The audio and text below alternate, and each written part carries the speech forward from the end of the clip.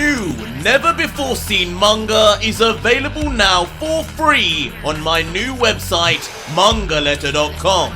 This includes unreleased Ultra Vegito episodes, VE episodes, GR episodes, and an unbelievable amount more. Simply click the link in the description or pinned comment, enter your name and email using an active email, and boom, more manga will be in your inbox. Make sure to check your spam, junk, or other folder if you don't see it, and remember, this will never be released outside of Manga Letter. So sign up now, no excuses, it's free. There's over 132,000 members and counting. Enjoy. So our story continues with Ultra Vegito standing in fear, still only with one arm leaking blood even as we speak, and behind him the same dual angels who have just inexplicably hunted him down even in the darkest of caves. But soon the fear and panic of Vegito's face switches back to anger and annoyance at the situation as he thinks to himself, I was kidding myself if I thought I could outrun two angels. Each of their staffs can probably tell where I am at any given moment. I can't lie, this is bad. With my energy this low, coupled with the blood loss, I'm completely outmatched. There's only one way out of this. And having thought this, to our surprise as an audience, within Vegito's last remaining arm, a shining ball of energy begins to form in the palm of his hand.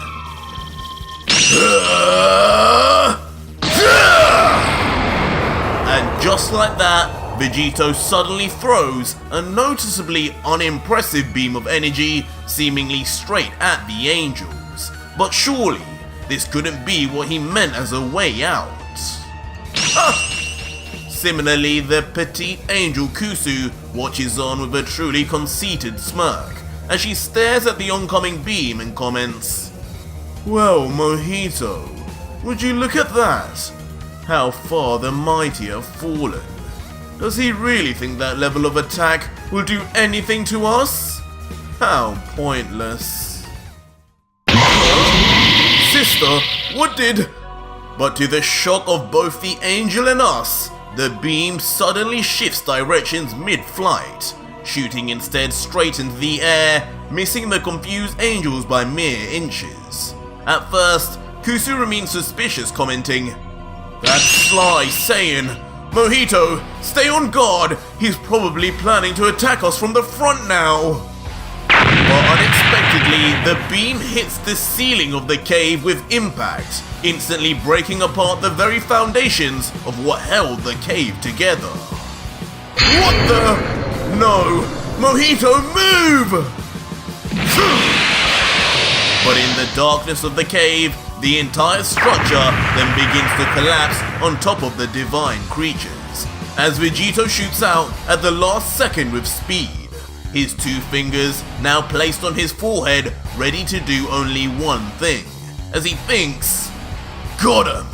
That should slow them down just enough for me to get my arm back and leave this damn universe.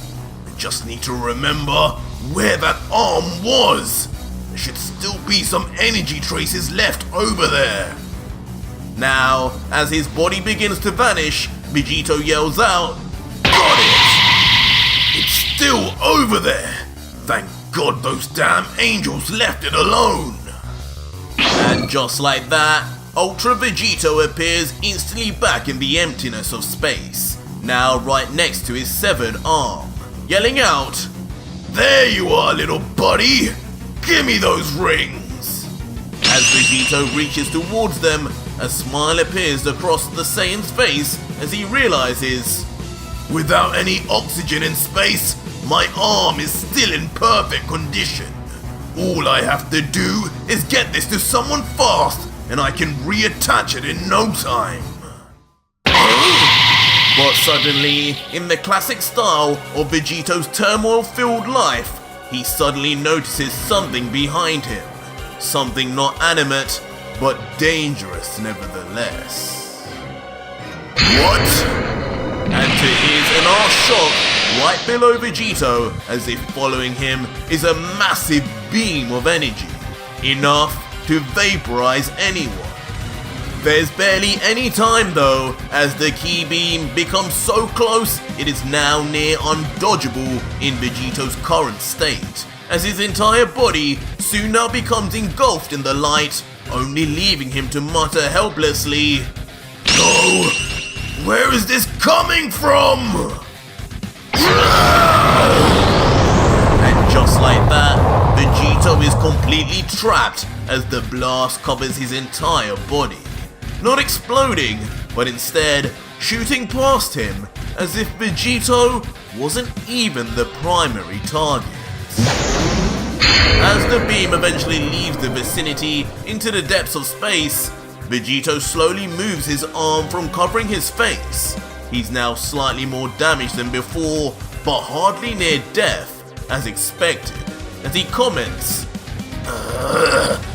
"It's over. That was all? Maybe I've overestimated these damn angels. They might have been weakened just as much as I have after all this time. That attack was pathetic, but regardless, I'm still getting my arm first and..." No! No! But soon, the real aim of that blast is revealed, as not even a trace of Vegito's severed arm remains, now having been completely reduced to nothing but dust, including the many rings that were on them too. How dare you! Who did this? Immediately causing the few Saiyan to roar in unkempt rage, his plans and hopes to regain his limb now completely shattered and because of a stray energy blast. But soon, some common sense comes back to Vegito as he looks down at the planet below, realizing it's the exact direction the beam came from. For a moment, he thinks in his mind silently, It couldn't be the angels. They couldn't have freed themselves so fast. There's nothing down there. What on earth could have done this? But as Vegito looks down and the scene begins to zoom in, his worst fears are brought to light as from the surface of the planet, exactly where the beam had come from, lay two familiar figures. Two figures who only bring back fury into Vegito's heart, knowing the gods had robbed him once more of his happiness as he grumbles internally, You damn angels! I may have lost my arm, but I promise you will lose everything in return, no matter what depths I have to fall. But standing tall on the surface of the planet, just to confirm Vegito's eyesight, is Mojito with a smirk and his arm outreached, and his palm still smoking from where he had just been the one to blast that earlier key beam. As the equally smiling Kusu comments next to him, "Nice shot, brother. You haven't lost your touch at all. Just look at his face. The fool should know by now. He's not going anywhere as long as we're around. Wherever he goes, wherever he hides, he will never stand a chance against us. Let alone father, with him being a cripple now. Poor mortal." While Mojito adds on, "Haha, it's true. This Vegito's power was overwhelming before. But with the energy he's wasted so far, and with just one arm, he's back to being nothing more than a Universe 7 lowlife. It's a shame we had to destroy a time ring, but robbing this demon of one of his limbs is priceless." Kusu, though, being the older sister and wiser, then responds cautiously, but still with a smile, "Haha, it may be true he's significantly weaker now. But don't let your guard down, Mojito. You know he's been holding back, right? This form he's been using against you is not what he used against Lord Rumchi and the Supreme Kais. I watched it all go down on my staff. He'll be down here soon to face us at his full power, I'm sure of it. We can just wait here. He won't run, not now that we've hurt his fragile ego. Huh? Which immediately piques Mojito's concern as he softly queries back. This isn't his final form. What has he been hiding? And so be it! I don't even need a second arm to destroy you, brats! As instantly, just as Kusu had worried, Ultra Vegito finally decides enough is enough and powers up to his Ultra form, combining Goku's mastered Ultra Instinct and Vegeta's perfected Ultra Ego, losing his eyebrows, gaining dark purple hair down the sides of his locks, and now dark black flames that burst forth from his body. And now from above, looking down on the planet ironically like a god himself, he opens his palm towards the planet and thinks, It hurts me deeply to do what a god of destruction does, especially emulating exactly what Sidra did to me. But this is the only fitting way to end this. The perfect, ironic ending for two pathetic angels who think they know my every move. And with a commanding look and voice, he then shouts down, I hope you damn angels are enjoying it down there, because you will not be leaving. You took everything from me and now found a way to take even more. Well played, but the winner here will always be me! As from the depths of space, way above the mystery planet, Ultra Vegito instantly powers up a humongous ball of Hakai energy that begins to dwarf even his own body, and can be used only to perform one action. What? Mojito, up there! Which ultimately strikes fear even into the once confident Kusu, as she realizes what this looks like and comments, He wouldn't! Is he planning to erase this entire planet and every mortal on it just to get rid of us? Surely not, Mojito! But Mojito, who knows Vegito's motives well, remains completely calm and informs his sister, It's a bluff, Kusu. This mortal just screamed and yelled at Lord Sidra for erasing Basil's planet just to get him. His very goal is to punish us gods forever ruling and choosing which mortals live and die in our universes. So I can assure you, there isn't even a chance he would do the same for the sake of us. That is, of course, unless he wants to become the very thing he hates. It's an impossibility. Just look around. All this life... Huh? Wait. But suddenly, something dawns on Mojito as he looks around side to side on the planet and finally notices the very first observation made when Vegito landed on this planet. There is no life force on this chunk of rock. Nothing but empty landscape. Kusu, I may have made a mistake here. While the equally paralyzed in fear sister mumbles back, No, don't tell me he planned this. Did he lure us here, or did we force him down here? Mojito, who is this mortal? I am the God Killer. Hakai! And with the most ferocious yell Ultra Vegito has ever given in history, he screams with a one-handed Hakai that looks almost like a throwback to Team Gohan's one-handed Kamehameha. just so that on the surface, the massive Hakai reaches instantly to the feet of Kusu and Mojito. So fast that Ultra Instinct or not, there was no dodging or escaping this one, as the destructive energy rips through the entire landscape, making the two angels now appear like mere ants before it. In a fruitless effort, Mojito turns his back to attempt to fly off at full speed, yelling, "Kusu, run! We have to make it off here now!"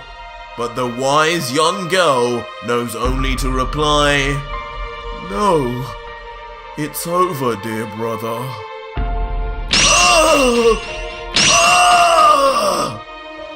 As just like that, as if frozen in time, a testament to just how fast Ultra Vegito performed his planetary level Hakai, both Kusu and Mojito returned to dust, erased forever and never to be seen again. Brother and sister, just two more gods to fall to Ultra Vegito's wrath. And for a moment, the once peaceful but empty planet remains whole, until suddenly, just like that, it too completely vanishes from the universe along with its only two inhabitants. And as the debris and dust of the planet floats off into the never-ending abyss of space, Ultra Vegito stands above, watching coldly as he comments, That was embarrassing! How could two lowly angels like that cause me this many problems? I don't care I haven't rested since training that year with Gogeta. They took my damn arm! I have no control over Whis' staff to be able to heal myself. When these things happen, I'm on my own. Now what the hell do I do? And without saying a word more of his plan, if any, he uses his remaining time rings with the last of his power and reaches out his hand yelling, "Take me back to Universe 7! Then opening a massive portal once again to another random timeline, at least assured to be in his own universe. Could this be back to Gogeta to check on what happened with Beerus and Whis, or something else? Even Ultra Vegito couldn't know. And soon enough, we see just the last part of Vegito's leg as he enters into the unknown. And on the other side, Ultra Vegito finally leaves the portal, confused as normal as he seems to enter unfamiliar territory. He's within a cave, but there are remnants of technology all around him. As he looks around, he thinks to himself, What is this? These time rings must have malfunctioned. I said Universe 7, but this looks nothing like what I'm used to. Is this some kind of far future? But soon we see a look from the outside. The surroundings sure do look like Earth. But interestingly, the cave Vegito is in also seems familiar to any OG Dragon Ball Z fans. I need to get away from those fools. I need 17 and 18. As shockingly, we then see a damaged Dr. Gero, aka Android 20, running frantically towards a large metal door. Soon he reaches it and looks up saying, Finally it's here! My lab. Before then punching in a complex and encrypted code into the door reader, which automatically then finally opens the laboratory door wide open as he yells, Here we go! I'm almost there! I win this time, Goku! As the elderly android then enters excitedly into his lab and immediately begins to think on his next steps, saying, Right, they shouldn't be able to find my lab for a while. As long as I remain quiet, I can make the necessary adjustments to activate 17 and 18. They will be more than enough. No need to activate 16 just yet. he is still completely untested. His power could prove too strong to control anyway. All I need to do first is... What? Who goes there? But suddenly, as Dr. Gero thinks, the heightened senses of the android suddenly detect the slight movements of someone nearby. As shockingly, Dr. Gero then turns around and sees none other than Ultra Vegito, standing facing him unflinchingly, still leaking blood onto the floor as Gero yells, "What is the meaning of this? Who are you?" While Ultra Vegito remains deathly silent, at least for now. So our story continues with Dr. Gero having just entered his lab in the hopes of activating 17 and 18 to defeat the Z Fighters, but only to find shockingly Ultra Vegito standing there, who of course is a complete stranger to the esteemed scientist. But with a shocked face, Vegito suddenly begins to realize who it is he is looking at and yells out, "Wait a minute!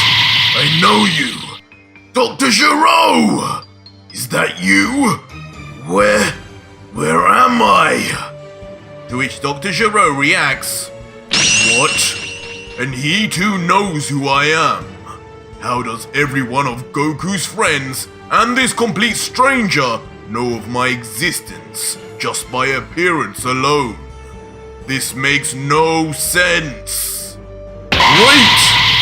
But suddenly, in Dr. Gero's rush to try and rationalize what is happening and who this is, he thinks, "No, that hair. Is this a Saiyan? It's not Vegeta. Could this be Raditz or Nappa?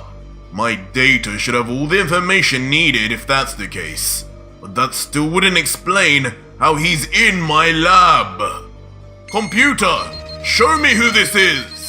Instantly activating the electronics built into his left eye, the same technology Android 19 originally used to detect Yamcha.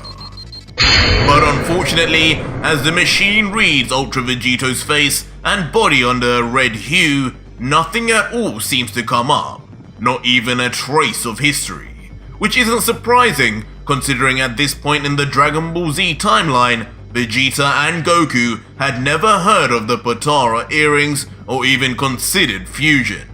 Leaving Dr. Gero to mutter, "Damn it! How can this be? He's not in any of the data records, not even the backups. I prepared for this day for too long. I can't let this intruder ruin 17 and 18's launch." And with that, Dr. Gero quickly looks to his right, instantly seeing 17 and 18's idle chambers, right next to the open casket of the late 19. As Dr. Gero thinks, still not giving away anything, "There's no more time to set any readjustments or calibrations. I have to just hope my previous work still stands the test of time. I need to release them now." But annoyance soon comes back to Dr. Gero's face as he realizes the rushed and dangerous predicament he unexpectedly is now in, grumbling, "This is ridiculous. First Piccolo, Vegeta, and the others instantly know of us androids, and the exact time and location of our arrival. And now, in my very own lab, an unknown subject appears. This is far too many unexpected variables." But in a flash, Dr. Gero begins moving at super speed, in his head thinking he has got some head start as he thinks, "Whoever this is, he didn't destroy 17 or 18. There's no reason to think he's strong. As long as I get to my creations in time, everything will go as planned." And just like that, faster than you've ever seen an old man move, Dr. Gero taps quickly the buttons for Android 18 and then swiftly Android 17, letting out, Yes, I did it! It's done!" As slowly, Android 18's capsule begins to open, and Android 17's follows with his eyes opening for the first time in years. Those are... And suddenly, even to Vegito, memories begin to come back, with androids 17 and 18 being far more familiar to him than Dr. Gero, having fought alongside 17 in the Tournament of Power and 18 being the now wife of the late Krillin. He sees them and thinks, No way! This moment! This is the moment Android 17 and 18 were activated! So that means outside are... But as Vegito thinks, 17 walks out commenting, Wow, it's been a while, Doctor. Thank you for waking me. As 18 also steps forward and concurs, Yes, Doctor, it's such a pleasure to see you again. I see you two have joined us in becoming an android. What? Dr. Gero, hearing this cordiality and politeness, is left in a state of brief disbelief. Since the last time they were ever activated, he needed to immediately deactivate them for their rebelling nature. And replies, Amazing! Did I just hear you thank me? The personality reprogramming must have completed after all. This is just how I envisioned you to finally be. My two greatest creations. 17 and 18! As the two twin androids now stand together, silent and coldly, reminiscent of the deadly, unbelievably powerful killers they once were. Before 17 replies, Of course, Doctor. You created us after all. I would never doubt your genius to produce perfection. Isn't that right, 18? To which Android 18 just blankly adds, Yes, 17. How could we ever pay our dear creator for giving us life? The fakeness in their voices, however, is obvious to any of us OG Dragon Ball Z fans, as 18 ups it a gear, femininely beginning to touch her hair, thinking on the inside, This old freak has gone and made himself an android. But it seems he skimped on giving himself the kind of technology 17 and I have. What a foolish mistake. Now all we have to do is get rid of him, and we will never need to be put to sleep again. 18 with now an inviting smile then approaches closer to Dr. Gero, with the doctor asking, What is it, 18? Is there something wrong with your programming? To which 18 replies, No, everything is fine, Doctor. I feel better than ever. We just want to know what our first mission for you is. You want us to kill Son Goku, don't you? We can do that, right, 17? To which her brother with a more sinister smirk lets out, That will be no problem, Doctor. We know from our databanks for how long that Saiyan has troubled you, destroying your army and foiling your plans countless times. But with these upgrades you've given us, it'll be no problem.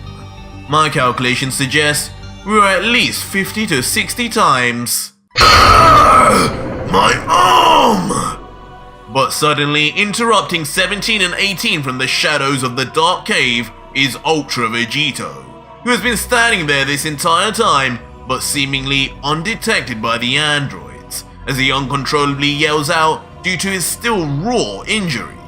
In a gruesome display, the very veins of Vegito's stump begin to bulge, as blood spurts out, and as he looks at it, he can only think, Damn it! I was hoping to have arrived back in a timeline that was in peace, closer to Bulma, so I could find the Dragon Balls. What a drag. This is just wasting my time. Wait! But suddenly, a thought pops into Ultra Vegito's mind. He realizes where he is and what exactly can be done. As he continues, Doctor Gero! I'm in the presence of a doctor and complaining about a severed arm? How can I be so stupid? There's no telling what I can get this old geezer to do for me. To this day, no one has even come close to making beings as advanced as 17 or 18. 17 even won the Tournament of Power! Huh? Who the hell is that? But Vegito's initial outburst does not go unnoticed by the now aware androids, as 17 continues, Doctor, This man does not appear in any of my data records. Is he one of Goku's friends? 18. Any luck on your end? To which 18 also looks at Vegito and replies, no, not even a trace in my records. His eyes aren't too different to ours. Could he be another android, Doctor? We thought you stopped after 19's model. I could be an android! But suddenly, after hearing Android 18's assumption, an even greater idea than before comes to Vegito as he continues. Of course! 17 and 18 began as humans! Dr. Gero is the one who modified them into what they are now! So Dr. Gero could make me a new arm! An arm like 17's! One that gave me infinite energy! But as Vegito introspectively gets extremely excited by the possibilities of what Dr. Gero could possibly add to his arsenal, the Doctor, meanwhile, hearing what his creations have said, instead responds, no, he is not one of my creations, 18. He's either a human or a Saiyan. But regardless, he should be no match for either of you. Your first task is to annihilate him, quickly and silently. I don't want to alarm the rest of Goku's friends who are looking for me outside. Dr. Gero then looks to Android 17 and continues, 17, I programmed you as the more powerful of the two of you. It may be overkill, but handle our enemy over here now, and when you're done, you and 18 can finish the rest of the Earthlings outside. Which brings a smirk to 17's face as he lets back out, certainly, Doctor. Whatever you wish is my command. I'll do it just as you said, quickly and quietly. I will get rid of our enemy. As curiously, 17 as he says this, then changes his sight to Dr. Gero, moving behind him, also in a very familiar scene to us fans. As Dr. Gero reacts, huh? What are you doing, 17? He's over there. I command you, follow your orders and execute your target. To which Android 17 says, gladly, old man. It's your turn to be put to sleep. As just like in the original Dragon Ball Z timeline, Android 17 launches a kick meant to assassinate his creator, Dr. Gero. What? But unbelievably, changing the entire course of history once again, Ultra Vegito appears in the nick of time to block Android 17's kick, shocking all involved, with Dr. Gero commenting, 17? What were you trying to do? Were you trying to kill me, you brat? I gave life to you! While 17, who's more alarmed at just how easily he was stopped, inquires, what? 18, who is this guy?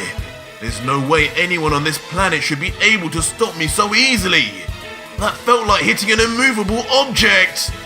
While looking coldly down at the teen android with a deathly stare, Vegito says, not today, Tin Can. As much as I'm a fan of rebelling against authority, you'll do nothing until I'm done with him first. Got it? After which, Ultra Vegito turns his head to Dr. Gero and shockingly lets out, you! Listen carefully and listen good. I need a new arm. And you're going to make me one. You're going to make me a damn android! Huh? What? Make him an android? What the hell is going on here? As all three cyborgs lay completely shell-shocked and surprised by the seriously unexpected request. Just what will Ultra Vegito hope to gain by this new cybernetic arm in his arsenal? So our story continues with Ultra Vegito having just defended Dr. Gero from Android 17's kick, which in the original timeline was meant to kill him, leaving not only Dr. Gero, but 17 and 18 completely shocked, on top of the Saiyan's strange request to now become an android himself. With the Doctor immediately reacting, Make you an arm? You must have lost your mind. Who the hell do you think you are to demand that of me? I still don't know who you even are, or how you got into my secret lab before even me. But in a comedic turn of events, Ultra Vegito points forward his gruesome severed stump of an arm and replies, Well, old man, first off, unless you want me to cover this whole lab in my blood, I'd suggest you start doing something about this injury of mine. But secondly, I am the guy who just saved your head from being kicked off soccer style to the next dimension. So I don't know, but I'd say you owe me a favor now. And hearing the surprisingly sound argument, Dr. Gero immediately turns his head to 17, remembering the turn of events that just happened, reacting in anger. That's true! You ungrateful traitor! It seems you're in need of far more recalibrations. The personality adjustments have made you even worse. In fact, perhaps you need to be put to sleep as a scrapped project altogether. Immediately, of course, alarming 17, who knows too well the horror of being left to remain idle in the capsule he came out of, but of course, knowing how powerless he is now that Dr. Gero has this unexpected bodyguard. Turning around to his last remaining creation that hasn't turned on him, Dr. Gero naively calls out to Krillin's future wife, 18! Come here at once. For whatever reason, only you are functioning as intended. Restrain your brother at once while I find the deactivation remote. Turning his eyes to watch 17 closely, he continues, It seems he can no longer be allowed to roam around, now that he poses a danger to both you and I. Though he was programmed to be stronger than you, it is more in techniques and ability than physicality. And following this, Dr. Gero rummages through his pockets, exclaiming, Now, where are you? I know it was in this pocket. Ah, there you are. As suddenly Dr. Gero pulls out finally the deactivation remote that with a press of a button can disable both 17 and 18 whenever the Doctor desired. Huh? Wait, no! What? Not that damn remote again! As both 17 and 18 are left stunned in shock, clearly paralyzed by just the sight of the one device that renders them in all their strength absolutely helpless, giving their Dr. Gero ultimate power over them. But trying to keep her calm as well as the act that she's performing just as Dr. Gero had intended, Android 18 once again ups her feminine charm, touching her hair and replying, I see. I guess number 17 never was up to scratch, was he? I'll gladly help you deactivate him, Doctor. 17 is clearly in need of some more tuning. But please, go easy on him. After which 18, inexplicably, just like her brother before her, begins walking behind the Doctor, as a paranoid Gero yells, 18? Now what the hell are you doing? 17 is over there. Don't tell me you two have malfunctioned. Do as you're commanded at once, or I will shut you down too. To which 18, keeping her cool, just softly replies, Oh, sorry, Doctor. I thought you meant you wanted me to back you up. Sure, I'll handle this myself. Just like this. What? 18! What are you doing? As instantly, just like in the original timeline, Android 18 swiftly disarms Dr. Gero of his remote with one fell swoop. No! The remote! Give that back now! Leaving Dr. Gero to react in horror, as not one, but both of his prized creations instantly rebel against him, fooling him at every turn, and now in possession of the one failsafe he had in place to retain control of them and their exceptional strength. Meanwhile, leaving Ultra Vegito to just sigh in complete disappointment, seeing a one-to-one repeat of events even after saving his life just moments earlier, commenting, "This is absolutely tragic. Weren't you supposed to be one of the greatest minds on Earth? Even smarter than Bulma's father? How do you let two toasters outsmart you? And in literally the same exact way? Pathetic." But Android 18, now in possession of the key to freeing both her and her brother finally, forms a massive grin on her face as she says, "On second thought, I think 17 is working just fine. So I'll be taking this, Doctor. With your old age, I don't think you should be handling such advanced technology. In fact, I think you may have lived long enough. It's time we put you to sleep." But suddenly, a rush of anger and annoyance rushes to Vegito as he grabs his head as if trying to control his rage as he thinks, "Is he really going to make me save him again? What a pathetic excuse for a creator. Can't even keep control of his own puppets. I guess that makes him no different to the gods. Only difference is, I will actually succeed in eliminating them. Regardless, I'm not letting that damn android ruin my chance of becoming whole again. Krillin's woman or not, I never even liked her in the first place. Probably about time I paid her back for what she did to Vegeta's arm."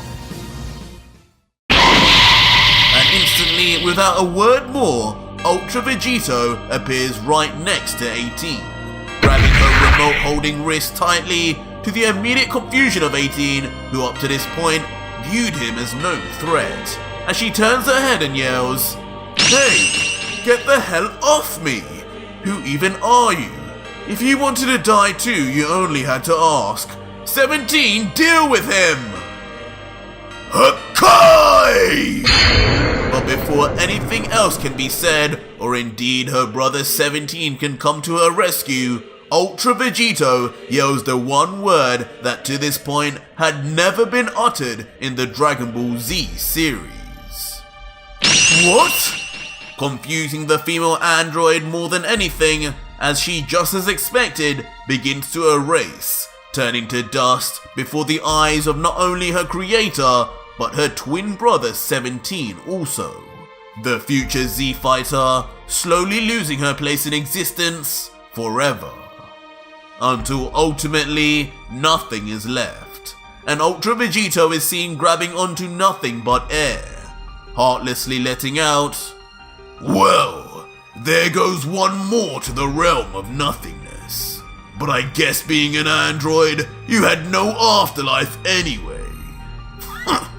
Maybe now Krillin can start dating someone more in his league." No! 18! What did you do to her? What did you do to my sister? As immediately in terror, Android 17 steps back with wide eyes, completely unable to even comprehend what he's just seen. No data in the world could even hope to explain how his powerfully built sister had just vanished into thin air on the command of a stranger. What? Android 18! And the remote too! What did he do to her? I can't sense any trace of her in the surrounding area. This man, just what is he? What was that? And most surprisingly, as if linked by fate, Krillin somehow too notices that something significant has happened, as if by hearing the noise of the android's reaction or sensing somehow the erasure of his once destined wife. Suddenly, he calls out, "Guys! I think I heard something! Right over there, near that cave!" Instantly alerting the rest of the Z Fighters to the location of Dr. Gero's lab, finally. Krillin? Krillin! As each of the 4 remaining Z Fighters on the battlefield suddenly turn around to the sound of Krillin's voice, each surprised that Krillin, of all people, would be the first to detect Dr. Gero's whereabouts. Finally! You better not be wasting our time, Baldy! I want those tin cans to witness my legendary power now! Lead the way!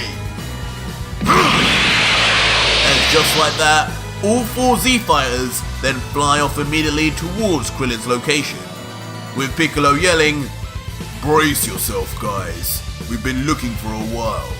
We might be too late to have stopped the androids activating. Stay on guard!" To which Vegito cockily responds, "Speak for yourself, Green Man. I don't need to fear anything." While Trunks indiscriminately responds, "No! We have to have made it in time! We have to!" And eventually, just as Krillin had indicated, the 5 Z Fighters find the mountain the laboratory is located within, and before long enter the cave and find themselves at the foot of the steel doors, which understandably can't be entered without a code. As Krillin comments, "In there, guys. I'm sure I heard a couple voices. It's shut tight though. Do we just wait for them to come out or what?" While Trunks responds, "Wait, a couple of voices? That means Dr. Gero isn't alone. That means he activated the androids. We're too late. We have to get out of here." But immediately, not caring for anything his son says, Vegito rashly raises his palm towards the door and yells out, "Enough of your mindless chatter! If they're in there, then I'm coming in! Stand aside, fools, or be blown apart with it!" "What?" Immediately shocking future Trunks, who yells wildly back at Vegeta in fear, knowing all too well the horrors of the android's power. "No! Stop! If the androids are already here, we need to run! If they see us, we're all dead! We need to wait for Goku!" Shut up with mentioning that clown! The Prince of Saiyans needs nobody's help! But in typical Vegeta fashion, Trunks using the G word only unleashes his rage and temper, as he immediately blasts forward a key blast straight at the 2 doors. Vegeta, you fool! The collision, of course, causing mass collateral damage with everyone nearby, with even Piccolo having to cover himself from the beam's power. And just like that, to the surprise of all 3 inside, the doors of the laboratory fall to the ground, crumple. And for the first time, the Z Fighters lay their sights on not only Android 17, but also Ultra Vegito, with number 17 looking back thinking, "Huh? Are these Goku's friends?" As Dr. Gero, now in an even more shell-shocked state by the sudden intrusion, yells, "What? How did they find my lab so quickly?" And finally, Vegito, knowing this would eventually happen, but still nonetheless unimpressed, thinks, "Ugh. Just as I kill one cockroach, a million others just crawl out from underneath her. I don't think I can bear to be dealing with this lot right now. Not after all this time. This is a nightmare. All my plans ruined. Both androids rebelled again. 18 is missing. This man who inexplicably overpowers us all. And now, even these damn fools have found me. Is this really the end? My dear Cell, you're my only hope." Vegito, sensing the feeling of desperation the Doctor is now under, uncharacteristically then offers some words of comfort, even if only for his own benefit, as he says, "Listen, old man, I think you know as well as I do, the jig is up. Whatever way you look at it, you're going to be killed by someone. Either by your little android over there, or Vegeta and his guys out there. Maybe even Piccolo will be the one to finish you after ripping off your hand. But in this room, know this. 2 beings tried to kill you, and I stopped both of them. Whatever way you cut it, I'm the only person on your side right now, whether you know who I am or not. So are you going to follow my wishes and survive, or do I leave you to the wolves?"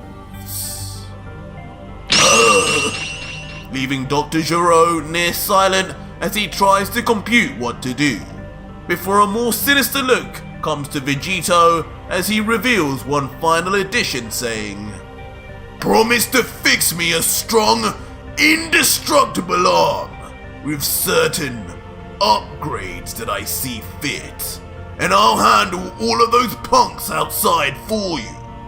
I'll even throw in making that pretty looking android over there disappear too." "What? Make me disappear?" which instantly strikes fear into the body of Android 17 as he steps back once more, knowing how easily he could vanish from existence just as his sister mysteriously did. And meanwhile, Dr. Gero, with a cold face, knowing he truly has no choice but to agree, finally concedes and lets out, Fine. I accept. Just deal with this all. I need to live. I don't care how you do it." Causing a massive grin to appear on Vegito's face as he responds smugly, "Perfect. I knew you'd see it my way, old man. I guess you are a smart guy after all." And with that all said, Vegito then casually begins walking out towards the standing patiently Z Fighters, only at first appearing as a dark silhouette, as Piccolo yells out, "Hey, someone's coming! Get ready! Trunks, is that one of the androids you told us about? The teenage boy?" But eventually, as Vegito finally comes out into full view in the sunlight, brushing his hand through his hair, he says quietly, "Well, hello, my old friends. Or should I say, young?" "What?" As instantly Trunks reacts in complete shock, letting out to everyone, That isn't one of the androids, guys! That isn't 17 or 18! Who the hell is he?" So our story continues with Ultra Vegito having just left Dr. Gero's lab to confront the Z Fighters outside.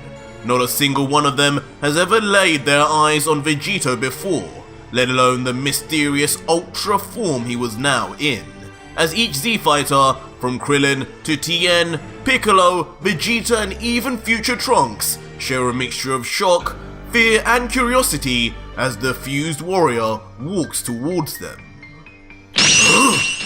Vegeta, though of course being the most confident and brazen of the bunch, begins first with an uneasy face saying, This is the android that punk warned us about?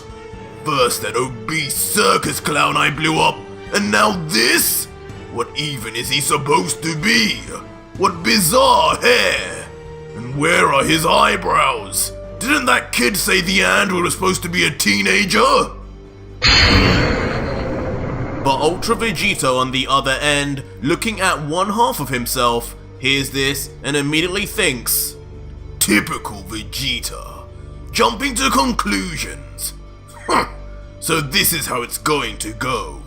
I guess since they saw me come out of Dr. Gero's lab, it's only right they assume I'm an android too. My best play here is probably to just go with it. But Krillin, who is also somewhat confused over this mystery man's appearance, comments, Yeah, Vegeta's right. This is supposed to be the android Trunks? He's nothing like you described. And wait! He's already missing an arm! And it's bleeding? I don't know, guys. That's a little lifelike, don't you think? Haha. Nervously laughing as he points out something clearly very valid. Huh? Krillin, you're right! And soon, Trunks, who stands nearby, also realizes too that this android was indeed missing its whole arm. Thinking to himself, what's going on here? None of the androids I've seen so far are the ones from my timeline. They look so different, especially this guy. Did my arrival here change things that much already? Meanwhile though, Ultra Vegito, who obliviously doesn't realize the concerns of everyone around him, begins. Very well assessed, Prince Vegeta. I should have known from my data stores, with your combat intelligence, you would easily figure things out. Yes, I am indeed an... He's not an android! But before Vegito can say any more, a highly flustered future Trunks yells out to everyone to blow Vegito's cover instantly. Continuing, Krillin's right! Not only is he nothing like the androids from my timeline, but that bleeding arm is a dead giveaway, guys! Don't trust him! What? This is still not the androids? What? Who is this guy then? As soon, now all 4 of the Z Fighters react in astonishment that someone would actually lie and pretend to be an android. But for what reason? Trunks though continues, on the way here, I saw what happened to that first android you guys fought. It was just a head rolling around, but there was no blood. These are androids, not cyborgs. They've lost pretty much all of their humanity. Whoever this guy is, he can't be the same. That fat blob you saw was my victim, kid. And now that you mention it, before I destroyed the rest of his body, I ripped his hands off too. It definitely didn't look anything like this imposter's missing arm. Just a bunch of wires with oil spitting out. And that just means... This fool is playing with us! And just like that, filled with anger and annoyance that he's being made a fool of by whoever this is in front of him, Vegeta powers up to his newly acquired Super Saiyan form that he's been dying to show off once again. With a raise of his arm once again, the Super Saiyan Vegeta aims his palm right at Vegito and yells out, Listen you! You have about 5 seconds to tell us who you are before I send you and the rest of this lab to the next dimension. Talk now if you want to live! Unknowingly threatening not only technically his own self, but someone so far beyond him in power he could hardly comprehend it. Vegito, hearing all this, immediately shifts his expression to serious, now no longer smirking as he realizes things are already falling apart. He never anticipated that his injury of all things would be what gave him away, nor how sharp future Trunks would be, as he thinks, Damn it! Why can't things ever go easy for me? God knows I deserve it by now. Getting rid of 18 while she's still a villain is one thing, but I can't bring myself to get rid of these lots. I need to convince them I'm on their team somehow, and that the androids are no longer a threat. And so Vegito, for a moment, stares at the group of Z Fighters, silently pondering just what his options are, before letting out, Alright, you got me. I'll talk. Just give me a second. And suddenly, before everyone, Ultra Vegito's body begins to vanish. But where is he going? The coward! He ran away! These damn androids have no backbone at all! Why did you even make us train for 3 years? For these jokes? causing Vegito, of course, to gain even more cocky confidence, as yet another android would rather run than face his power. But instantly, Vegito returns back to the same exact spot, except now with a friend. Inexplicably bringing now Android 17, who seemingly has been taken by complete surprise and so fast he barely had a chance to react. What? That's Android 17! So, he is still in this timeline! But the traumatized Trunks, on finally seeing the monster that slaughtered his master Gohan, instantly reacts in shock and horror at seeing one of the androids he warned everyone about finally. Ultra Vegito, meanwhile, now back with a smirk, grabs onto 17 tightly by the wrist, just like he did with 18, as he says quietly, "Ready to join your sister, brat?" What? Get off me! I'll destroy you for what you did to 18! I'm warning you! Causing the young android to yell back in a mixture of anger for his sister's disappearance and an unconvincing bluffing, knowing inside there's not a thing he can do to this man. What? 17's powering up! This is bad! Guys! We need to get out of here! If that android starts attacking us, we're all dead! You all died in this battle in the future! What?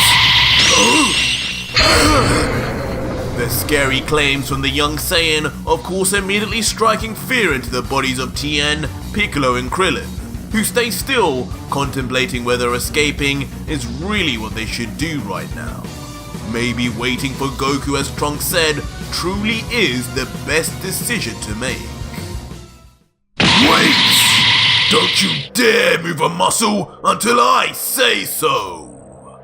But suddenly, in a cold, demanding voice that paralyzes everyone into listening, Ultra Vegito with a demonic look from behind 17 continues, "This android right here is not who you need to be fearing right now. Trunks, you know this one has a twin sister, right?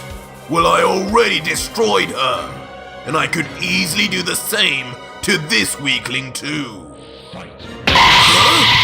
Huh? How does he know my name? There's no way. Not unless... Immediately at first, causing Trunks to wonder in shock how this complete stranger could know who he is, given he's from a completely different timeline. Before he continues, "What? What do you mean? You destroyed 18 all by yourself? I don't believe it. No one could beat these guys all alone." "You don't believe me, huh? Then watch me." Wait, what? Immediately, then with just one arm, pulling and contorting Android 17's body like a weightless ragdoll, as the helpless android yells fruitlessly until... Just like a mere stone off the ground, Ultra Vegito tosses Android 17 shockingly and effortlessly through the air. With such power and intensity, the android can do nothing but go straight with it. Immediately causing every single Z Fighter to turn their heads in complete shock, as they watch the crazy strong android they'd been told about and prepared 3 entire years for just get tossed out of the entrance of the cave like a shooting star. But the grinning with confidence Vegito, now knowing he has their attention, finally lets out, "Keep your eye on the birdie, kids. It's time you learned whose side I'm on." And just like that, immediately following his throw, Vegito goes for the finish and blasts off a powerful ki blast straight from his palm. What? No! As Android 17 continues to shoot off through the air, forced to watch as his inevitable death then flies after him in pursuit. The beam gets closer and closer as 17 tries his best to struggle and escape his motion, grunting, It can't end like this! I don't want to sleep again! But before long, the end of Android 17 finally reaches him as his face becomes completely engulfed in the light of the beam.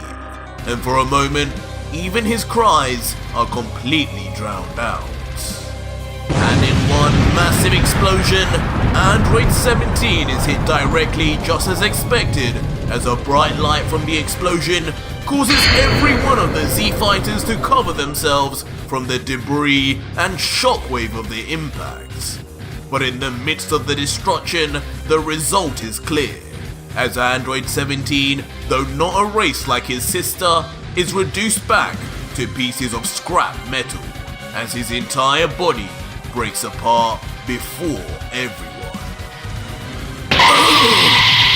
But in the end, once the dust settles, all the Z Fighters are left in utter shock and awe, with a hint of disbelief, as they slowly realize the power they just felt and saw is unlike anything they'd ever witnessed before, and ultimately unlike anything they'd witnessed for years to come, as Vegito comments, What power? and Piccolo says, Unbelievable! We're out of our depth! No amount of training could prepare us for that kind of strength! We need to get out of here!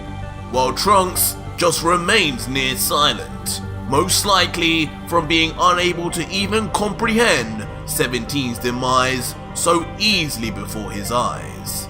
Eventually though, as he steps back slowly with a sense of amazement, he mutters, He did it! Android 17 is gone! In one attack? Gohan, I wish you could have seen this! while Vegeta, now shifting his shock to envy and jealousy, becomes angered and thinks, Just what the hell was that right now? Just when I gain a new level of power to surpass Kakarot, another freak comes out of the woodwork to blast me out of the water. First came that brat, and now this clown. That power is on a whole different level. What's going on here? But Vegito, knowing that his job is done and there is no more need for these Z Fighters to doubt him or stick around, turns his back and lets out, Suffice to say, I'm sure that was more than enough proof for you guys. Good job training for those 3 years, but the androids are all dead, and this battle is now over. Head back home and take care of Goku. Make sure he gets that antidote, and in about 7 years, a pink blob far stronger than any of these toasters will appear. So get a move on preparing for that, because if you bother me again, it won't end well for you. What? A threat stronger than the androids? And how does he know about Goku and the antidote? Something isn't right here. leaving the wise Namekian to start piecing together just who and where this mysterious stranger must come from. So our story continues after Vegito had just met the Z Fighters, having told them to leave the battlefield now that both the android menaces they just spent 3 years training for had been eradicated by Vegito himself. Before without warning, Ultra Vegito turns around, now surrounding himself in aura as he yells, I thought I told you punks to get moving. Or do you need me to help you? What are you doing? This energy, it's rising! Is he turning on us? Which of course begins to alarm the not so cocky now Vegeta, who had just witnessed the power of the mystery figure. Slowly, in typical God-killer fashion, Vegito raises his hand, in the same way he would just before Hakkaiing his foes, until suddenly, in a throwback to Nappa, Vegito holds up 2 fingers whispering, Get lost! But unlike Nappa, the two fingers don't destroy the surrounding area, but instead coat the broken laboratory doors on the ground in the same aura that coated Vegito, and within seconds they levitate up from the ground and reach back up to the entrance of the cave until, with a loud and abrupt bang, the doors along with the crumbling surrounding rocks create a makeshift barrier to seal the entrance forevermore. What? Did he? Guess he wasn't kidding after all. As each of the Z Fighters outside remain dumbfounded by the huge turn of events, basically now having been gatekept by an all-powerful figure from continuing any further with their quest, having to just take Vegito's word for it, the threat is now over, or challenge him and suffer brutal and guaranteed defeat. Finally, some peace and quiet. Ready for me, Doctor? Leaving Ultra Vegito with a pleased smile as finally his interaction with the rest of the Z Fighters is now surely put to an end, and he can get down to business. But from the outside, the makeshift barrier soon then closes completely to be even tighter and stronger than ever before, as everyone else, including Vegeta, just remains stunned into quietness. The silence only being broken when Krillin exclaims, "Hey! You guys aren't actually thinking of breaking that door down again, are you? Because he wasn't lying. Whoever he was, he did destroy that powerful android you warned us about. Right, Trunks? I don't think we should tempt fate here." And for a moment, future Trunks, hearing this, stays silent, not knowing what to say, before finally replying, Yeah. "That was definitely Android 17. I couldn't forget that monster's face even if I tried. And now, he's gone. Him and his sister come as a pair. If 17's gone, I couldn't imagine his sister not doing something about it. So it must be as that guy said. He destroyed her too." But as Trunks says all this with a forlorn look as if still not satisfied, Tien Shinhan is quick to point out, "Well, what's the problem then? Listen, the way I see it, we trained all this time to defeat those two guys you warned us about. You warned us so that we could survive, and so they would be destroyed. Well, we're alive, including Goku, and those two are gone. We should be celebrating. I'm with Krillin. I say we don't push our luck and just leave that guy alone." But despite Tien's logic, future Trunks still feels something is very off, as he continues, But this guy didn't exist in my timeline, Tien. And neither did that other android you fought, Android 19. I feel like my arrival here has changed a lot already in your timeline, but not in the ways me and my mother hoped. I can't be sure yet if this is good, or I have caused something even worse to happen instead. But you're probably right to leave this alone. He's not attacking us. At least if something does happen now down the line, we'll have Goku with us soon. Mother told me in uncertain times like this, he'd always come through. But with future Trunks obliviously pressing the Goku button again right in front of the prince, it finally makes Vegeta snap. Kakarot? You think Kakarot would make a damn difference here? These amateurs may not have just realized what they saw, but that thing in there is on a whole other level. He's like a god compared to us. What was the damn point of becoming a Super Saiyan? The legendary warrior my father told me of, if it was this easily outclassed. As soon, the utter rage and jealousy building in Vegeta becomes so palpable, it switches from the veins that bulge on his forehead to bursting forth from his body as a golden aura consumes him until... With a roar, he blasts his energy outwards, powering to what seems to be his max power level, screaming as he does so, "I will surpass my limits! This is not over!" Continuing his power up with no regard for anyone else as he gets everything off his chest.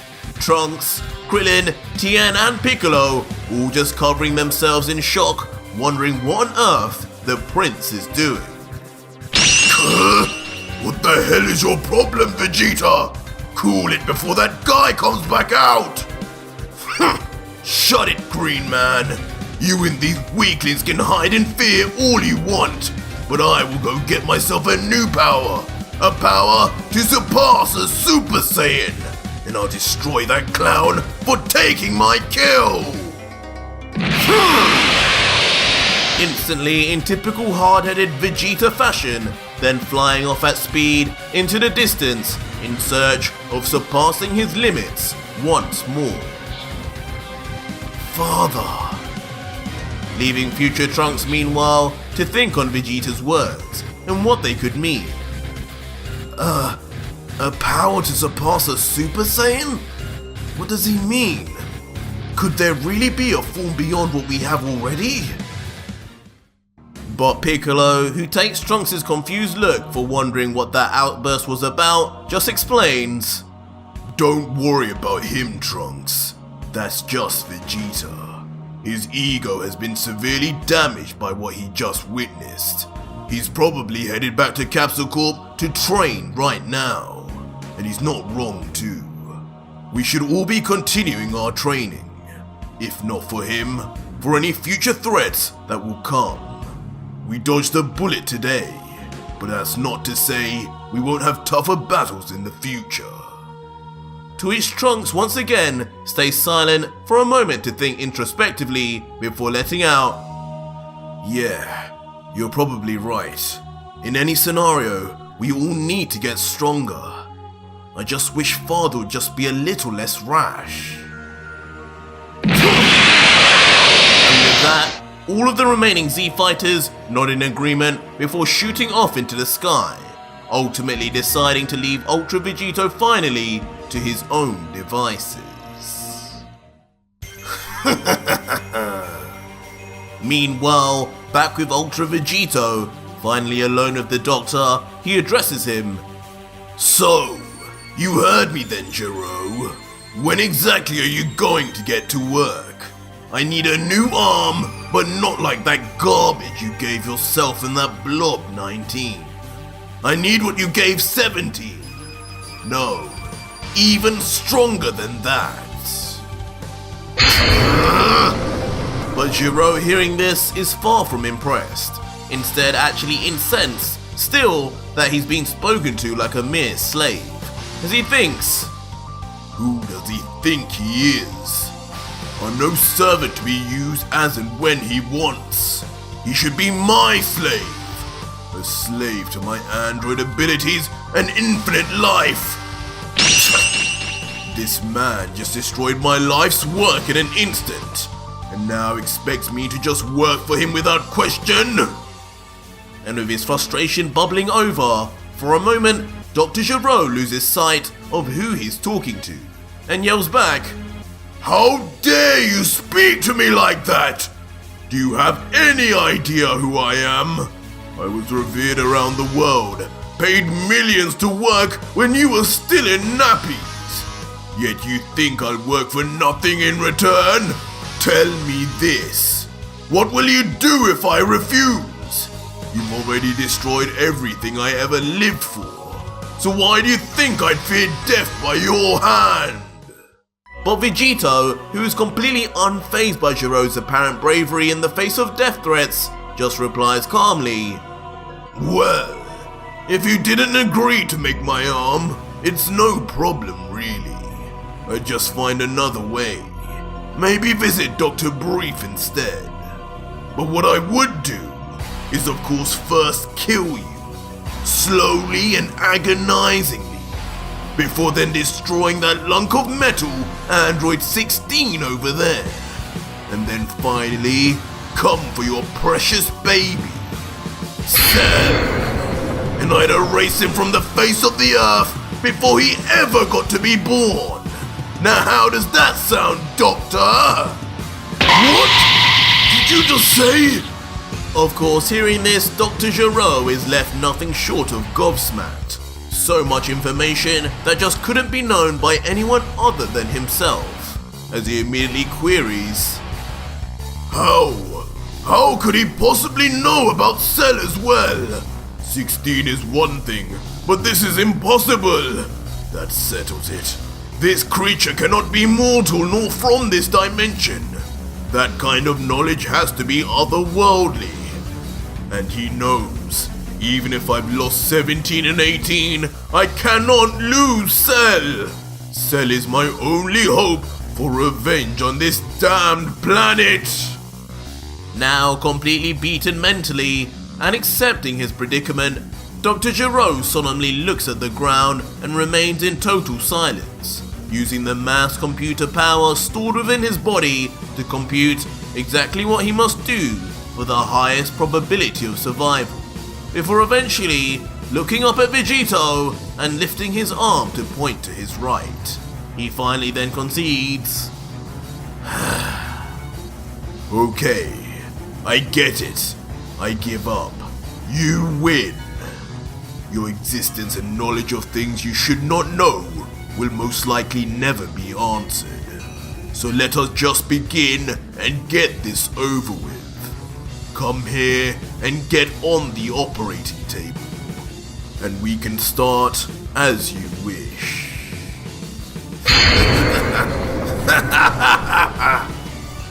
And on hearing this, an immediate smirk of gratification then finds itself to Vegito's face, knowing he had finally broken the old man down to get what he wanted, as he lets out finally, Excellent, Doctor. I knew you'd see it my way eventually. I guess you toasters can be useful sometimes. And so some days pass, and we eventually return to see Ultra Vegito in an operating room within Gero's lab, with the android doctor himself beside, overseeing everything that is happening.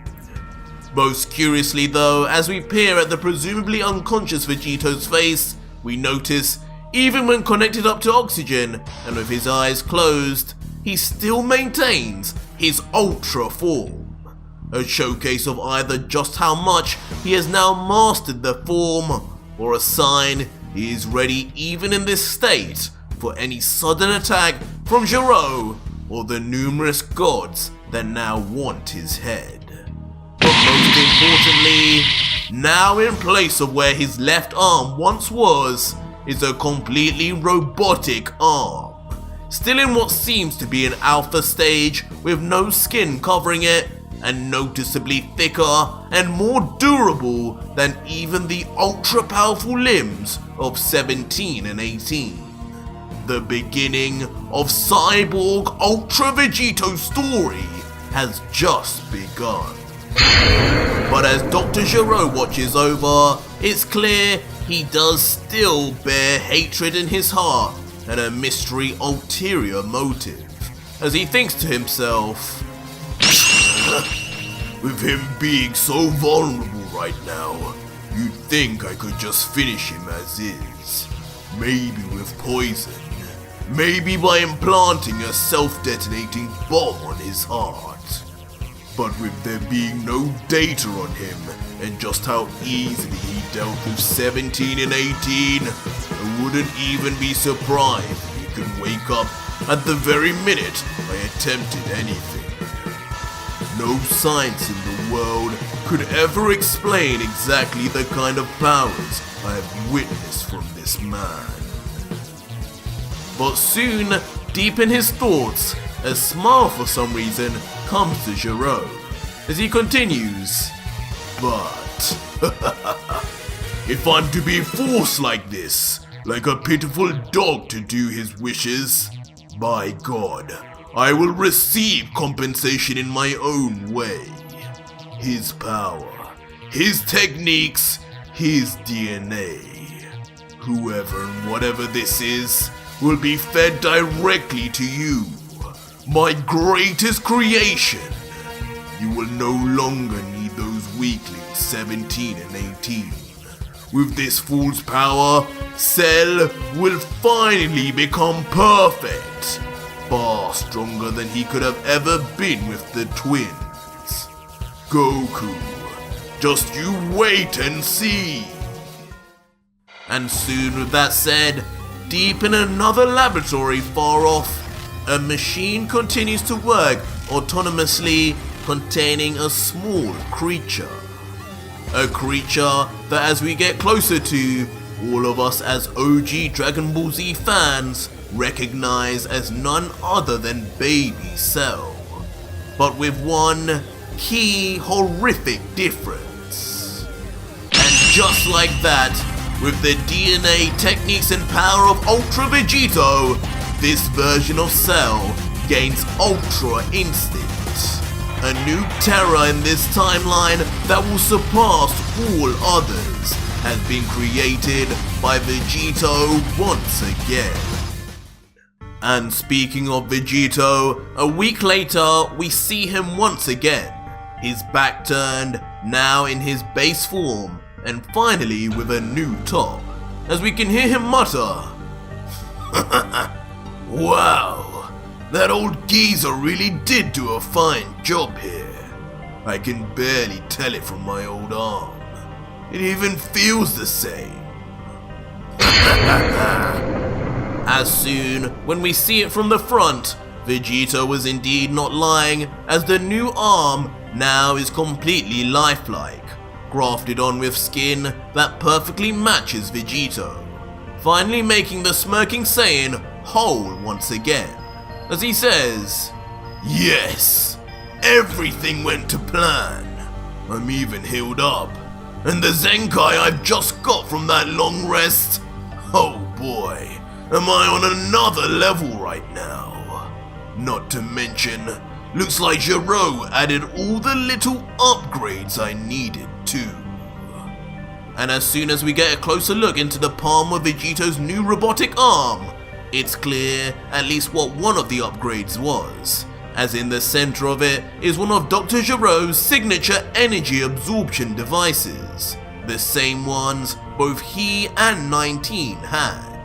As Vegito then directly looks into the shining center and explains, "Perfect, just perfect. This combined with my spirit fission abilities that I learned on Yardrat will allow me to take more than just the lives of those gods. I'll take their damn godly key too."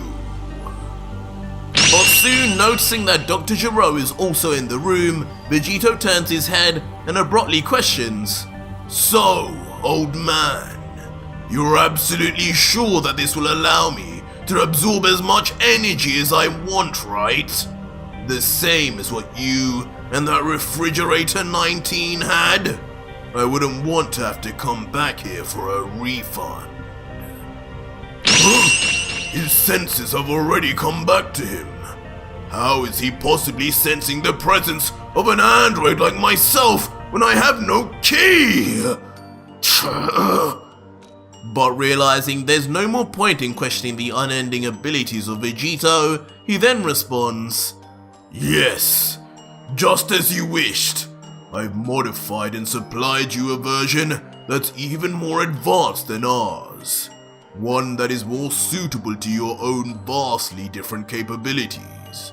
You should be able to absorb as much energy as your body can handle. But after studying your DNA and anatomy closely, it's hard to know if you even have limits." But Vegito, hearing this, only realizes one part of what Gero had said, gaining a cocky look on his mug before replying, "So you had a little look under the hood while I was unconscious, huh, Doctor? You know, I'm not sure that's even legal, you little perv. But whatever. What I need to know is, did you make all of the upgrades I needed? Including that special one I needed done?" Hearing Vegito's first insinuation though, An awkward sweat drip comes down Dr. Gero's head as he mutters back, No, I only looked at what was necessary actually. Before then continuing, But yes, it took some work, some of my best even. And I still don't know how you knew so confidently about what I was capable of doing. But regardless, I've included each and every one of your requirements. Now, as promised, I have to ask you, will you leave here and spare my life as promised? But Vegito instead gives no reply, opting to stare at Gero menacingly with a curious look as he walks towards the doctor, slowly but purposely not uttering a word until, in a surprising act, he begins lifting 2 fingers, seemingly ready to finally turn on the doctor. But what kind of gruesome method will he choose to dispose of him with? What are you doing? Stay back! I did everything as you asked! You promised me! You promised me! You really took a stranger's word for granted? You really are the dumbest genius I ever laid my eyes on, aren't you? Unfortunately, this is the way things have to go. But in an incredible turn of events, Vegito ends up just patting the doctor on his shoulder, now with a far more inviting smile reminiscent of Goku, as he lets out, Calm down. Don't have a heart attack. I'm letting you survive, but not because of a simple promise. I'm letting you survive because you are a weakling, and no threat to the fighters here anymore without your puppets. 18 and 17 had to go. I already know all about your plan to have them be absorbed by your darling Cell so that he can become perfect. And if you've been wondering, I know all of this because I'm from the future. And in my timeline, your plan actually worked. You were killed by 17 in just the same way he attempted earlier. But eventually, Cell did get a hold of him and his sister, but only to be eventually defeated by Son Gohan, the first Super Saiyan 2. What? This information of course takes Gero back tremendously. It's shocking enough to hear the existence of time travel, but now also the inconceivable defeat of a perfect Cell as he continues, The future? Impossible! Time travel? There's no way that could be achieved! Son Gohan? Son Goku's child defeated my perfect Cell? This is preposterous. You surely can't expect me to believe that. If you're so sure about this, then why even destroy them? Surely things would have turned out just as you said anyway. But Vegito, who is thoroughly unimpressed now, then continues, For a brilliant scientist, you sure are short-sighted. Just my appearance in this timeline has already shifted things completely. If I had let 17 and 18 live, there was no guarantee at all the rest of the timeline would go as normal. In fact, it would most definitely not. My timeline already had someone from the future arrive, and he ended up changing the events of our future completely when compared to his. What I did at the very least guaranteed Cell's destruction, now that he can never become perfect. And whatever way you cut it, that would always be a good thing for the future of this universe. Dr. Gero again then becomes withdrawn, realizing what Vegito says is right, and finally asks, I see. So, what now? I guess you'll finish the job and find my dear Cell and destroy him too? But Vegito surprisingly has other ideas and responds, No, I wouldn't even know where to start looking anyway. But even then, he too is worth nothing, now that he can't absorb 17 or 18. In his imperfect form, he's now hardly any stronger than Piccolo once he fuses with Kami. But now that Goku and Vegeta are still alive too, there's not a hope in hell left for him. He'll die by their hands, not mine.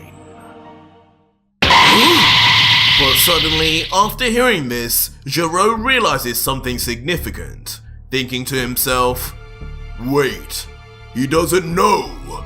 Of course he doesn't. He has no idea I implanted Cell with his DNA and data. He still thinks of Cell as being the same imperfect form that just about equals 16 in strength. I have to go along with this. This is my chance! And so Vegito begins walking away finally, his back turned to the doctor until... Listen, old man. Just give it up. The androids, Cell, they were all destined to be defeated by Goku and his friends, regardless of whether I was here or not. It took you decades to build them. Time you could have spent advancing human civilization by light years. You could have done a lot of good. Just don't waste any more of your time chasing this pipe dream. Just live your life in quiet, because if you don't, I will be back. And at first, a streak of fear rushes through Dr. Gero, but eventually he calms himself and replies, Yes, I agree. Now that I know beings like you can arrive at any time from the future, there has become just one too many variables to account for anyway. Continuing this plan for revenge is now just pointless. To which Vegito responds, Good to hear. Revenge. Pointless. Before then snapping his fingers in the air, suddenly summoning Whis' staff as if after his Zenkai, his control of some of the angelic powers has increased even further. He looks down at it one final time and thinks, Finally, the time has come once again to give those deities what's coming to them. And just like that, using his time rings, Vegeta opens up a portal back to his timeline, but into an unknown universe. And staring into the dark void with his angel staff in hand, his final words to Gero are, Goodbye, Gero. You may think Cell was your greatest creation, but this arm you built me will go on to change everything you could ever imagine. Stay safe.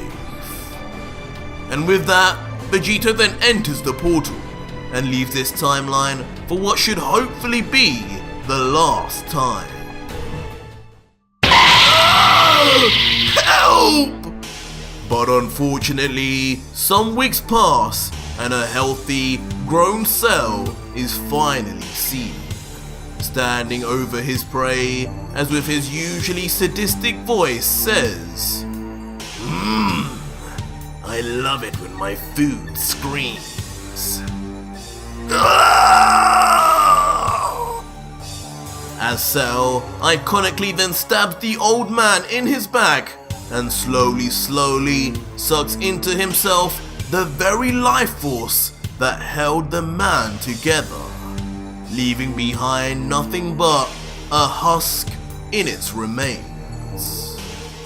But soon enough, a pair of familiar and respect-demanding feet land on the ground in front of this strange creature, and it is revealed to be none other than Piccolo, now fused with Kami after witnessing the power of Ultra Vegito, as the Namekian yells out, You done picking on people who can't fight back? How about you deal with me now? Gladly, brother. But soon, we see a close-up of Imperfect Cell's face, and this is no ordinary Cell, as his eyes glisten with a classic Ultra Instinct shine before then uttering the most unthinkable of words. Hakai!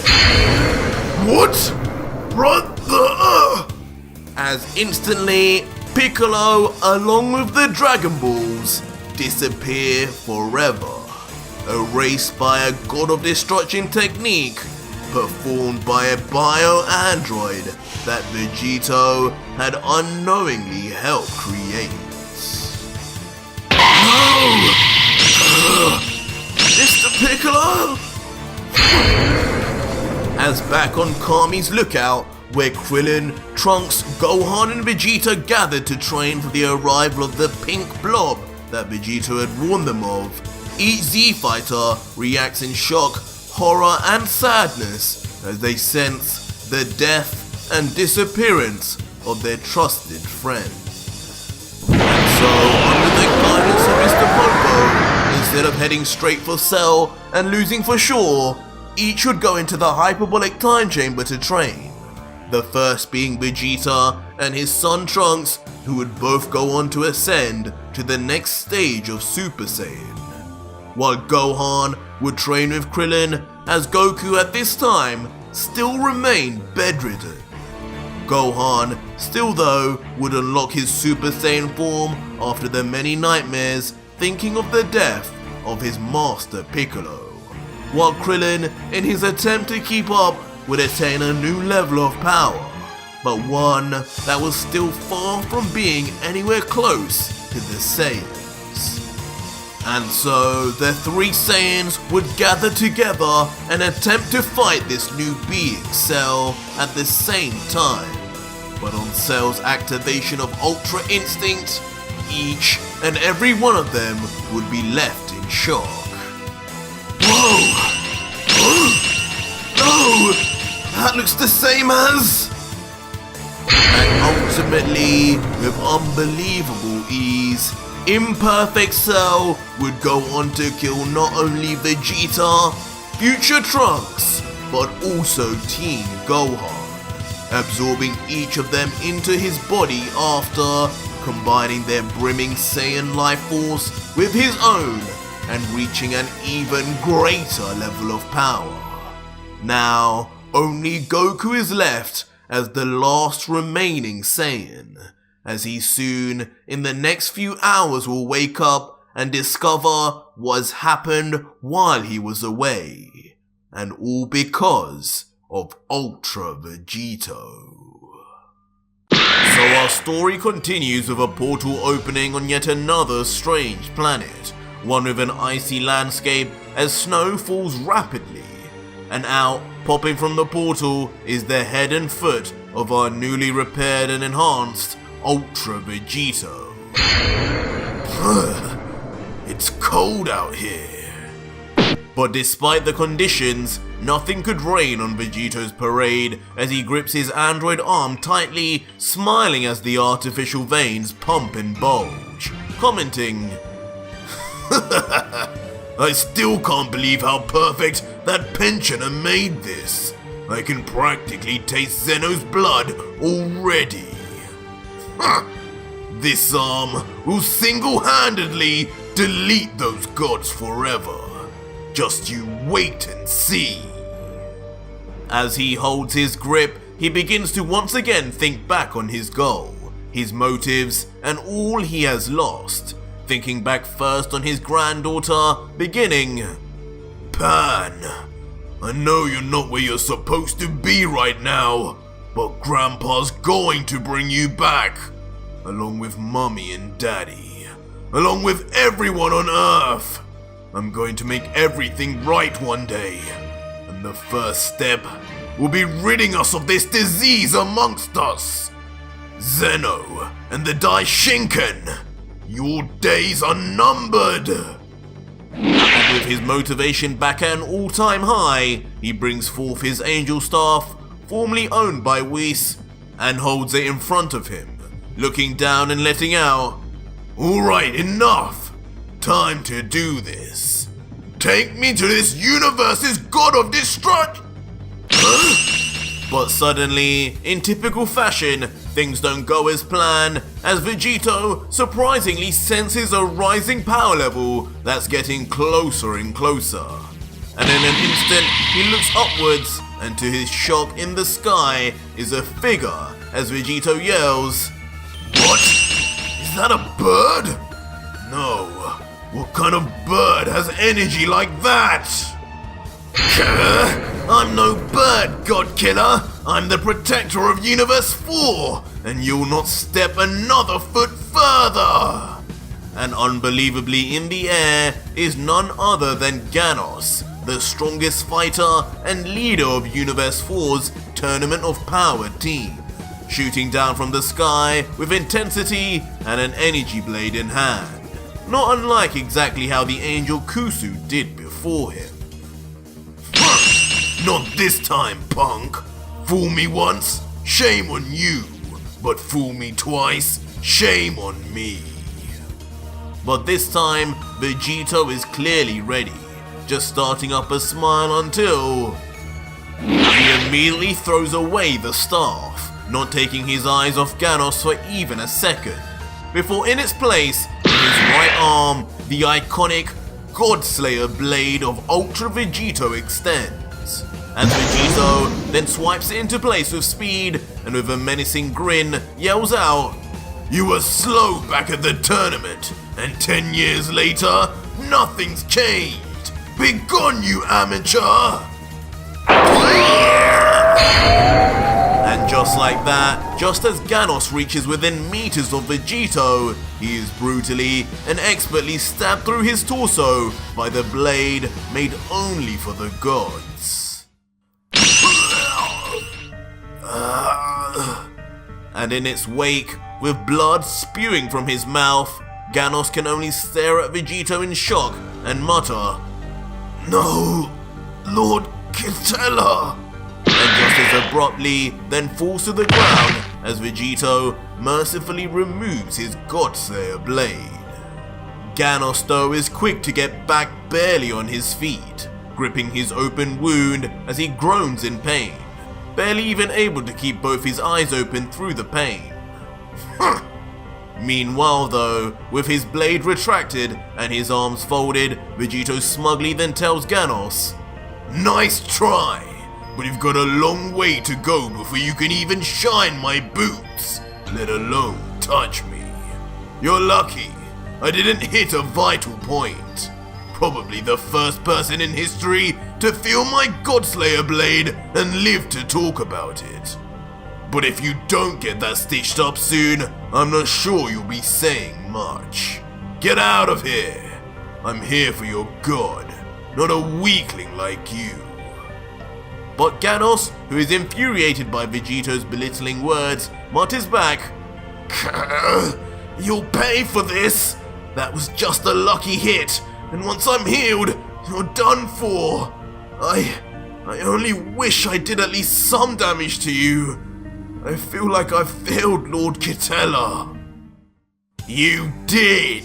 Huh? But suddenly, a cold, icy shock runs down Ganos' spine, as from his side, a familiar voice calls to him.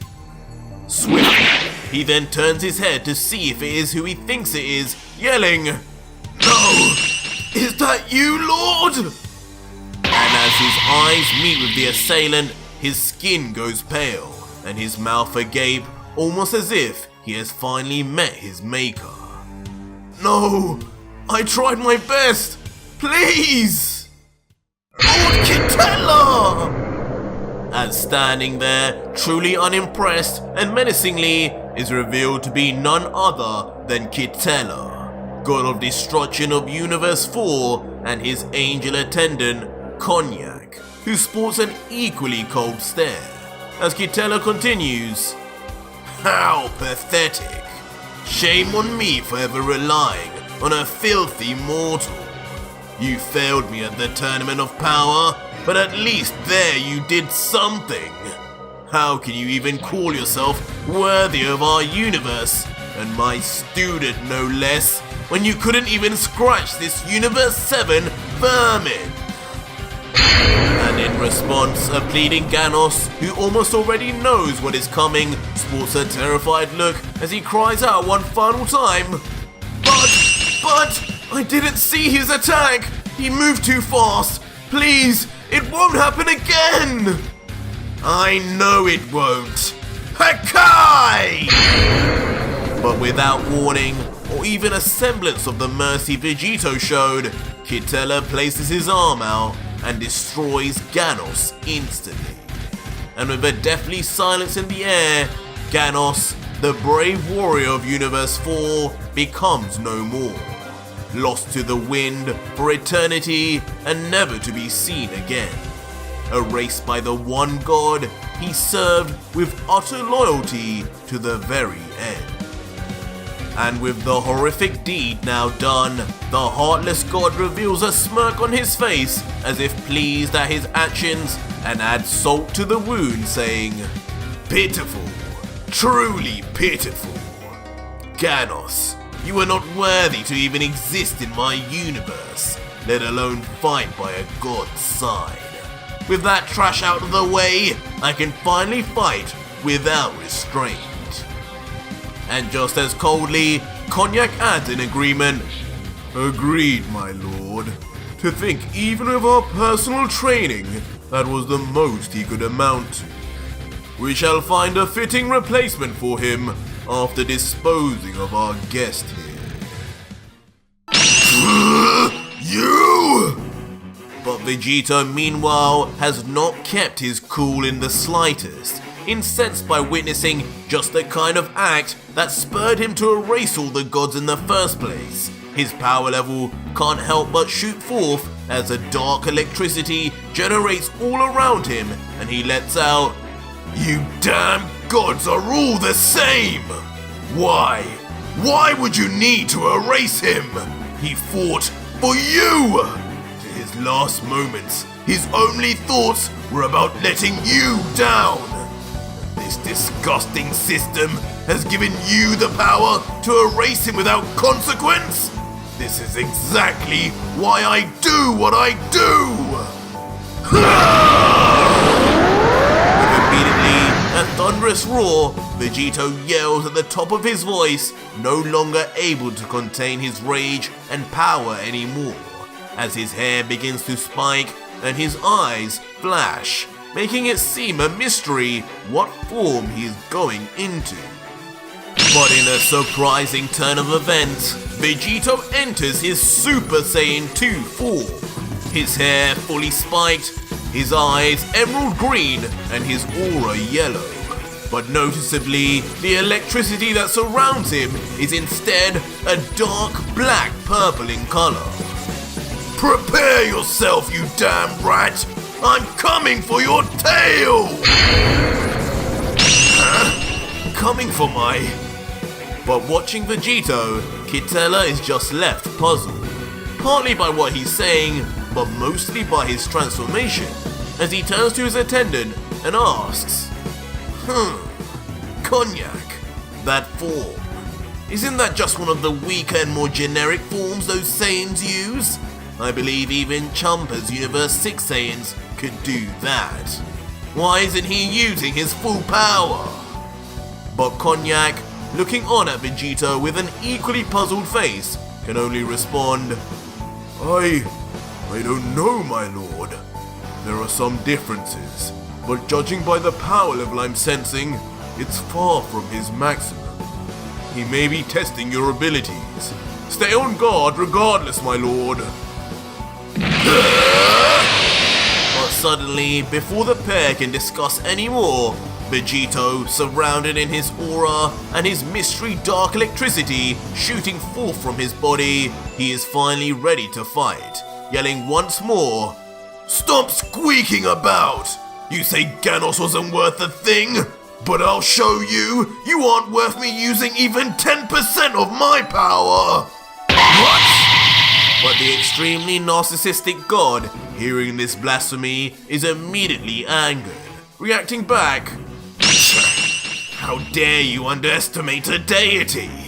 Beerus must have told you nothing of Quitela, but you'll learn today, God Killer! As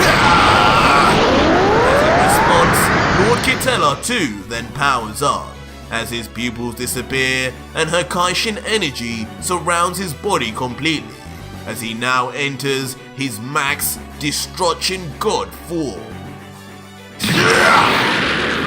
Jumping quickly in at Vegito, leaving his attendant as he says, "Stay behind, Cognac! Don't interfere until this cocky mortal starts taking this seriously!"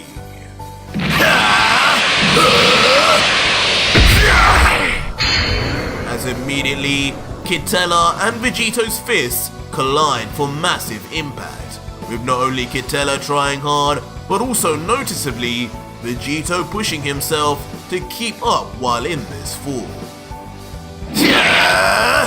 But as Quitela cocks back his fist to punch Vegito, a smile comes back across Vegito's face as he thinks, "That's it, Mickey Mouse! Do as the Pied Piper says!"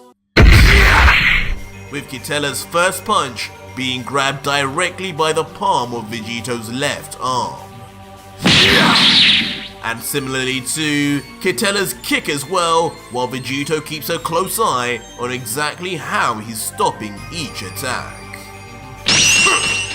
And soon when it comes time for Vegito to throw out his own punch, it too is stopped in its tracks, this time by Quitela, highlighting there being no real difference between the two in power.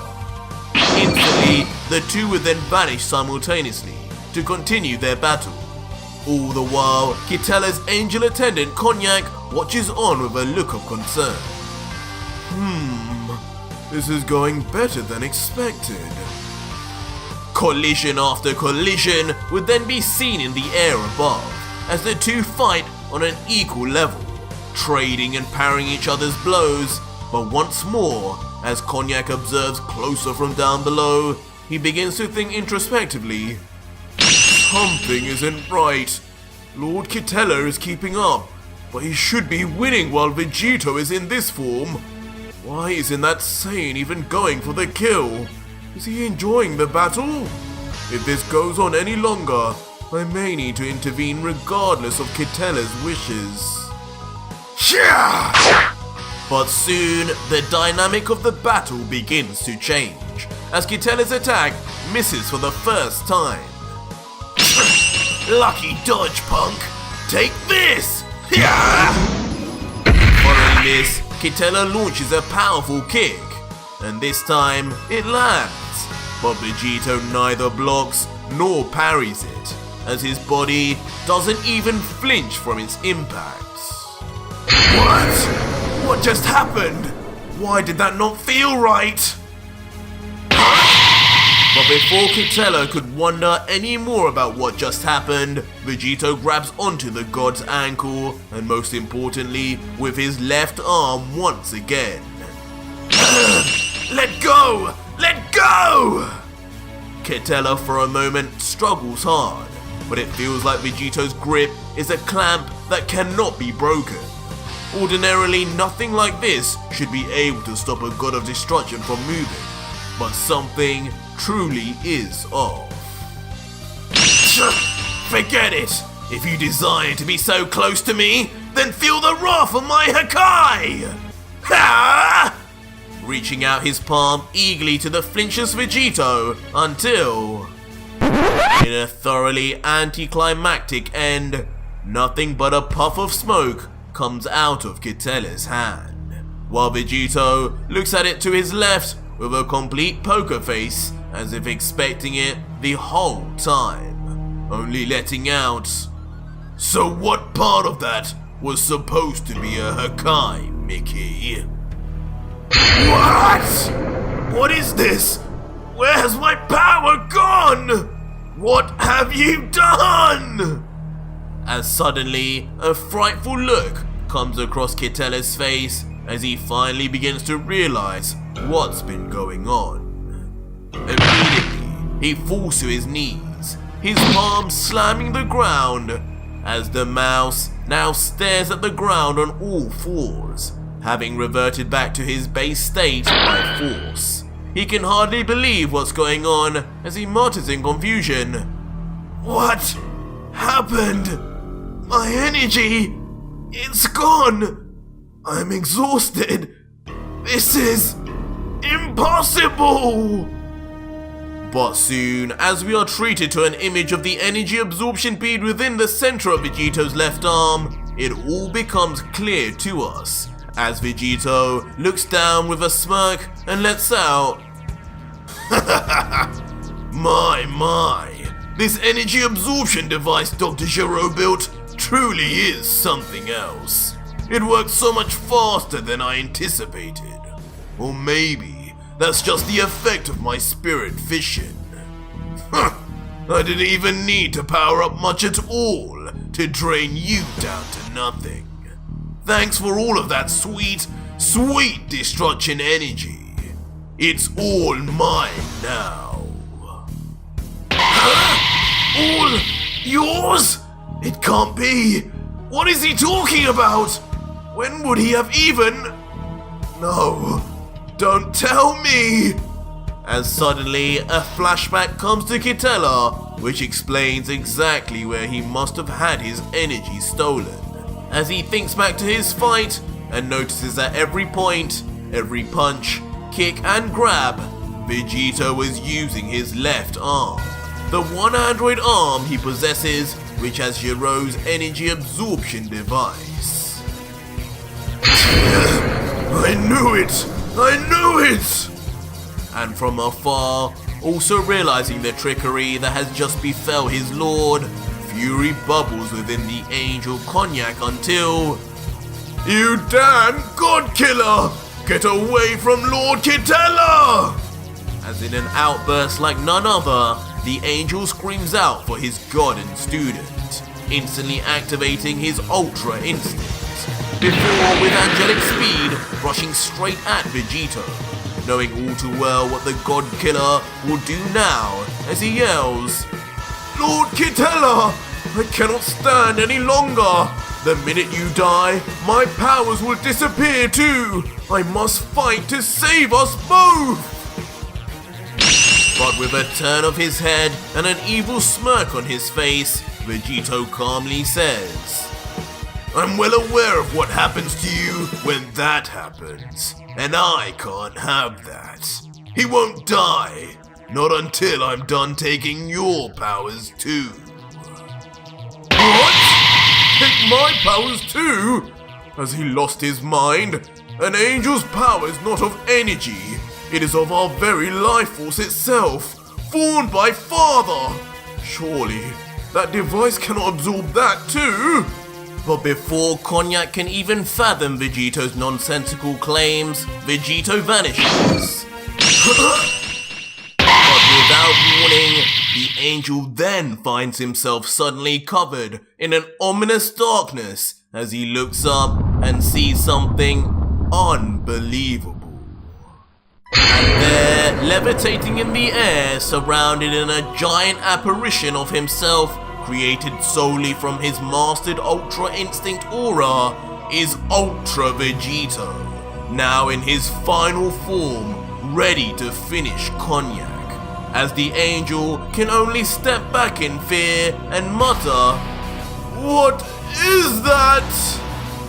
But staring down like a god himself, turning the tables, Vegito looks down at Cognac coldly and remarks, Remember this feeling, angel. This feeling of hopelessness. This feeling of being completely outclassed and overpowered. Killed for no reason other than being lower in the food chain. This is the feeling Ganos and all the other countless people you and Quitela have erased felt in their final moments. And now, these will be yours. Which leaves Cognac nothing short of stunned, unable to even form sentences as he thinks on Vegito's poignant words and just how much conviction he has behind them.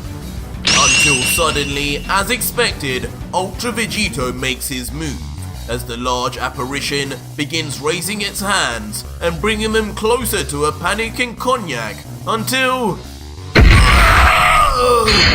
in an instantaneous and rough swoop, giant Ultra Vegito slams his palms together surrounding the angel, trapping him and restricting his movement entirely as the deity screams in agony. And mercilessly, giant Ultra Vegito then crushes further and further Konyak's body, as his very bones break and shatter within his body and blood leaks from the very cracks of Vegito's fists. As the giant Vegito laughs with a downright evil look from behind.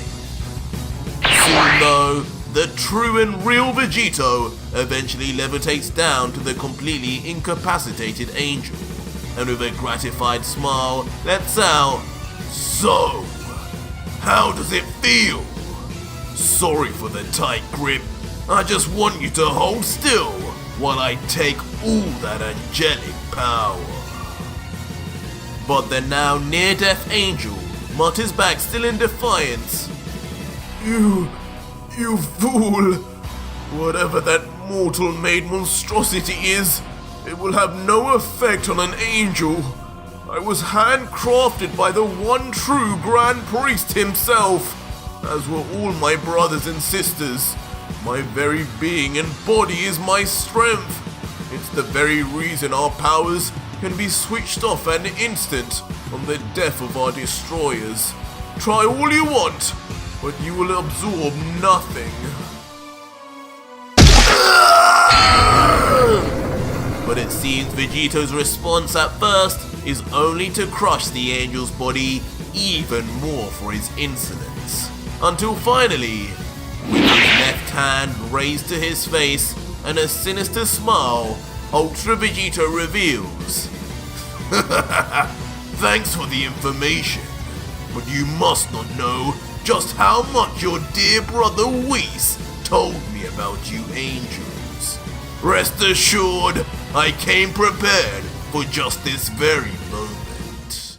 And suddenly, in a shocking turn of events, the hand of Ultra Vegito's android arm snaps right off, holding on by a single joint, as in its place reveals a mystery needle that may seem instantly recognizable to any of us OG Dragon Ball Z fans.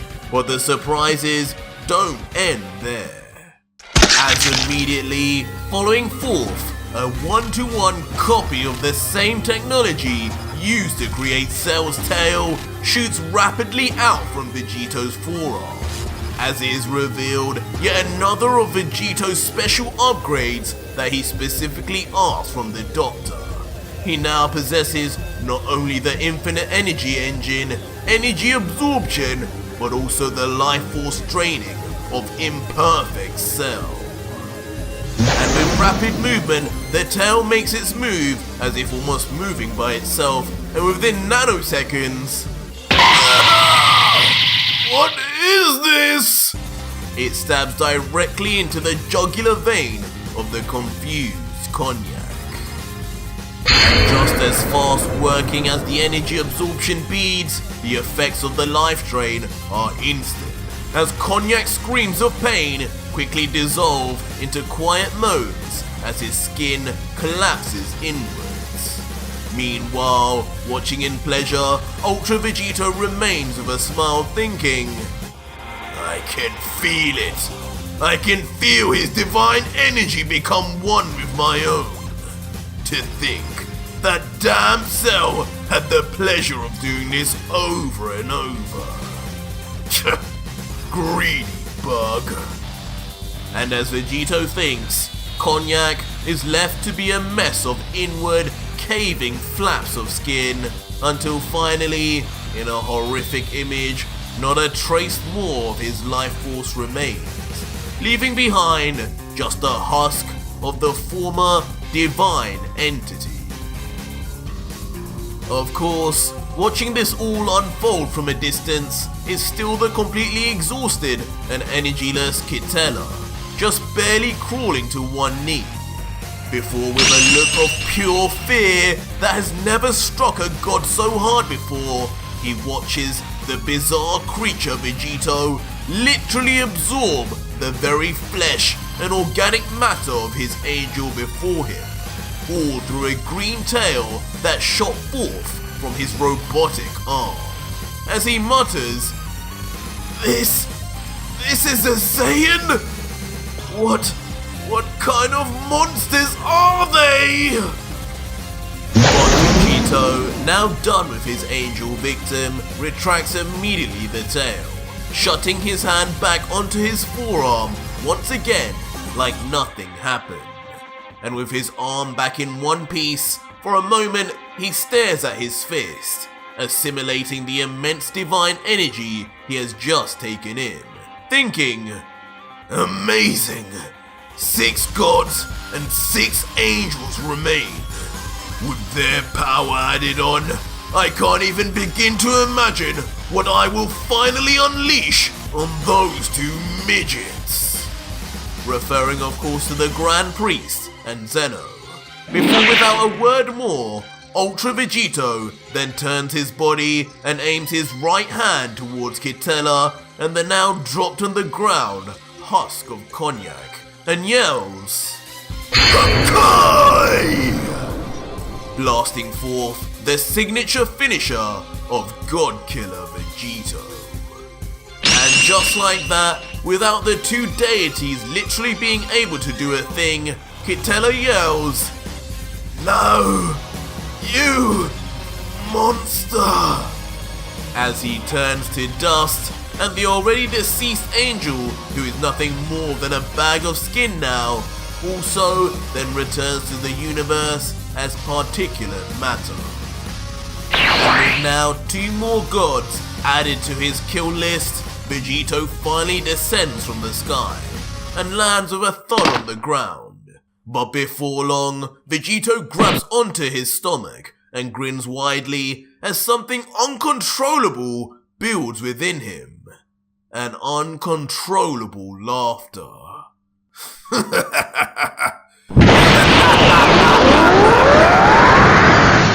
my wrath, you remaining deities, for I am the God Killer! Maniacally laughing in victory as his newfound power explodes from his body and a truly immense aura that shakes the universe itself is shot forward. And from afar, as the scene pans out, we see the scope of the fluxing aura.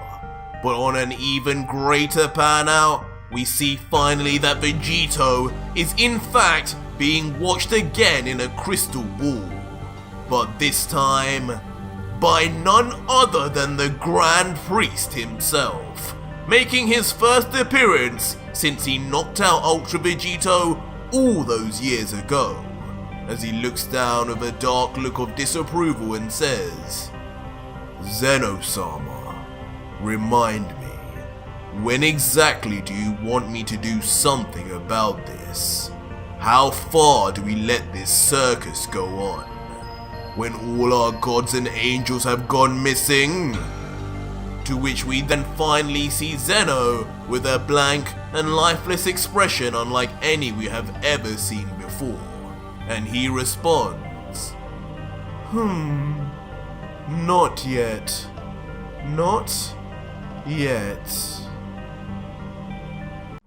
So our story continues at the scene of Lord Belmod's palace, the god of destruction of Universe 11. Surrounded by his harem of female servants, he seems calmer than expected, being fed grapes as his angel Margarita watches on closely from behind. As eventually Belmod addresses Margarita with a big grin and says, Haha, these last few days have been my most relaxing weeks since that demon Vegito turned up. Amazing work, Margarita. Jiren has once again surpassed all limits. training 20 years in the span of only 10 days. Who knew you angels even had access to such facilities for training? Now, he's not only the mortal stronger than a god of destruction, but the mortal stronger than the angels too. And with a pleased look, accepting the compliments from her lord, Margarita adds, "Yes, my lord. Well, all of us angels have access to the Pyramid of Power, but it's rarely required. Inside there, 2 years will only ever appear as a day on the outside, and with no limit on how long one can stay inside, it was perfect for getting our Jiren to match this Vegito. It's a shame Toppo, even with his destruction abilities, could only last 2 days, but Jiren lasted the entire 10. A feat, I must say, no angel nor god of destruction in the history of the cosmos has ever matched." But after saying that, a more concerned look comes across the angel's face as she looks into the sky and continues, "But it wasn't easy, that's for sure. Convincing one as steadfast in his beliefs and desires as Jiren was near impossible if it wasn't for offering Jiren what he really wanted in return. In a funny way, we need to thank Son Goku for this." And with that said, the scene then shifts to a flashback, one from a few weeks ago where we see Jiren meditating out in the mountains, the same thing he had been doing pretty much ever since the end of the Tournament of Power, slowly increasing his power to an ungodly amount over the span of a decade, until suddenly, without warning, Jiren's eyes open and noticeably there is something very different about him. His eyes now showing it all. Within those 10 years of mental training, constantly reimagining his battle with MUI Goku, Jiren too has now self-perfected his own Ultra Instinct, and seemingly to a level where it's not outwardly visible through aura, much like the angels themselves. But he doesn't just open his eyes for nothing, as he soon calls out with his back turned, "You there, come out and show yourself. I will not be watched as I train." Oh dear, 1 minute. And just as Jiren says this, a panicking figure reveals themselves from behind the rock formation, with long pigtails and a curious blue skin tone, as Jiren just waits and grumbles, "Hurry up already."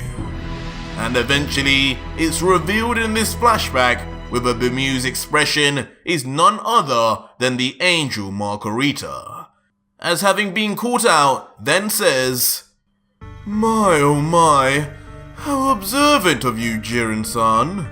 I guess I should have known better to think anyone could hide from your instincts.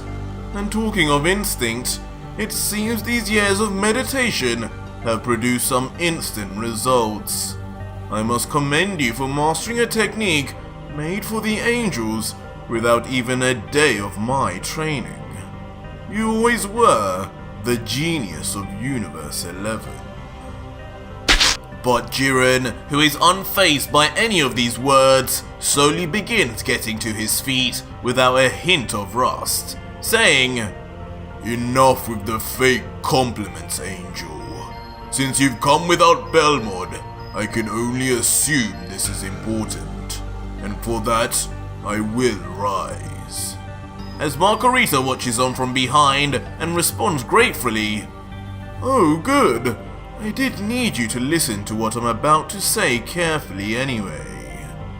Before Jiren, with a bothered look, then pushes the angel, "So, out with it already. What business do you have with me? Has another tournament been announced? Speak now!" To which Margarita at first remains silent, trying to think of the best way to approach the information she's about to reveal until...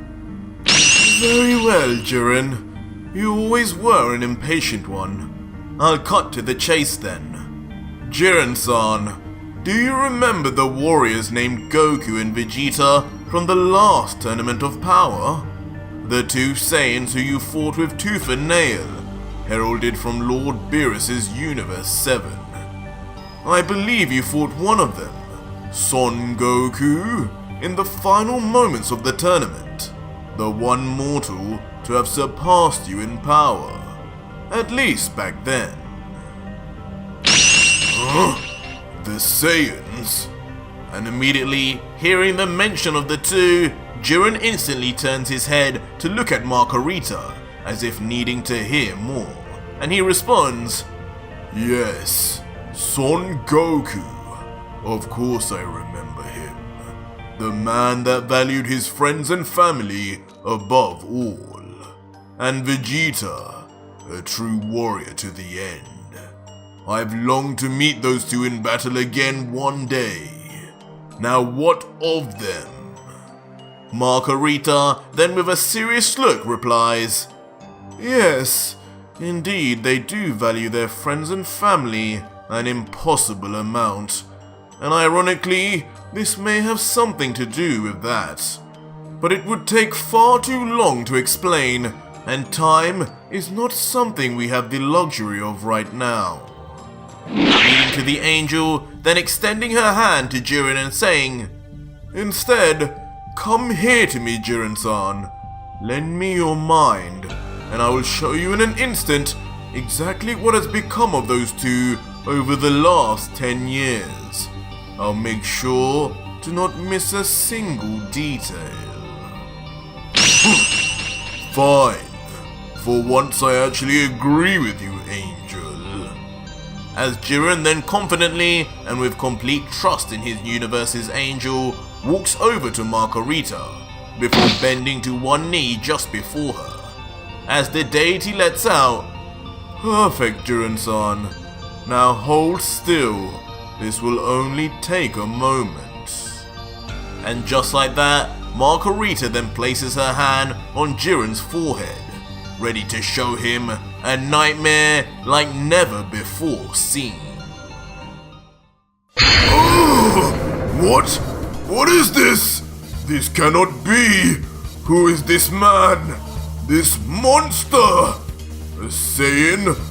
No. Son Goku! How could you?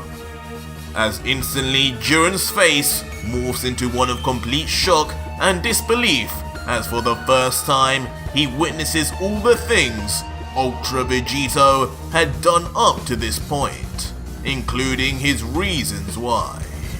Or at least, that's what we think he's seeing. Margarita, meanwhile, as she watches his reaction, can't help but think inside, Yes, Jiren-san. Watch it. Watch it all. Watch how low those Saiyans have fallen, how bloodthirsty and insolent they have become. They must be stopped. Don't you agree, my brave warrior? But soon enough, we too get to actually see what story Jiren is being told. And clearly, quite a few parts are missing. For one, Jiren is shown how Goku and Vegeta fused initially to become Gogeta, rather than their fusion to Vegito. And their outfits are wrong too, followed immediately by not their subsequent imprisonment and destruction of his friends and family, but instead the brutal murder of Sidra, Romshi, Lika, and Heliz, the death of gods, by what seems a mortal who has lost their mind and turned to the other side. A truly twisted take on the story shown to Jiren to sway his opinions. Enough! But soon, even for the mentally hardened Jiren, seeing the non-stop brutality of this figure who contains both Goku and Vegeta becomes too much even for him to process, stepping back in a mixture of disbelief and fear, as in all his life, he'd never even seen a god bleed before, let alone seeing 6 die and disappear right before him, and all at the hands of a mortal. Son Goku. And with a look of defeat, Jiren then immediately bows his head, staring at the ground as he tries to make sense of what he's seen. And for a moment, he begins to doubt even its authenticity before eventually he lifts his head slightly and thinks, "There's no way this angel fabricated those scenes. Whoever that was, they really did possess the power to beat not only the gods, but the angels too. The only question is that man really Son Goku and Vegeta fused? Why? Why would they not have used that power against me? Was I not worthy?"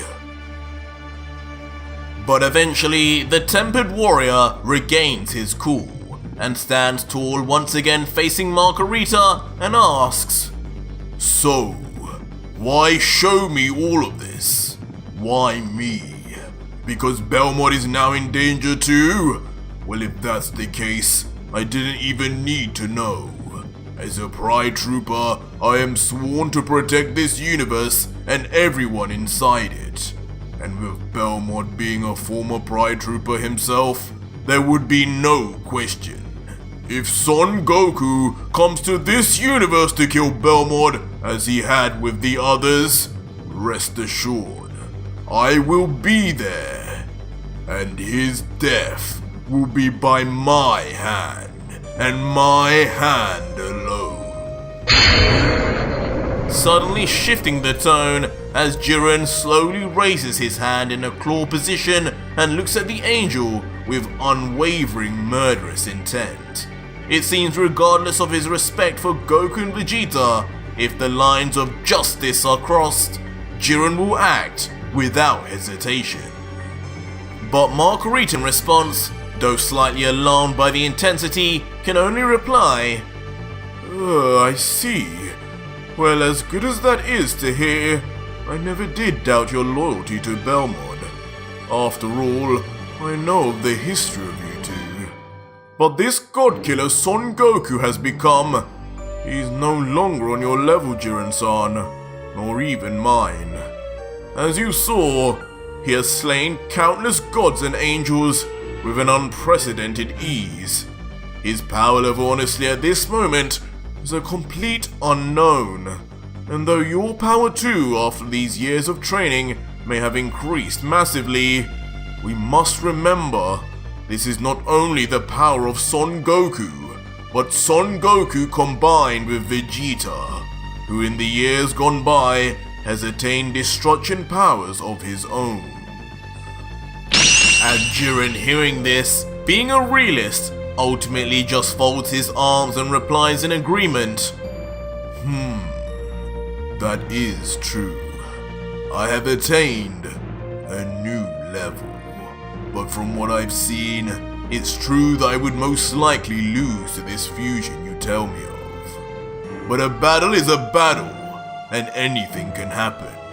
If there's anything Son Goku taught me, a battle can be won by just whichever side believes in themselves more. And besides, what other alternatives are there?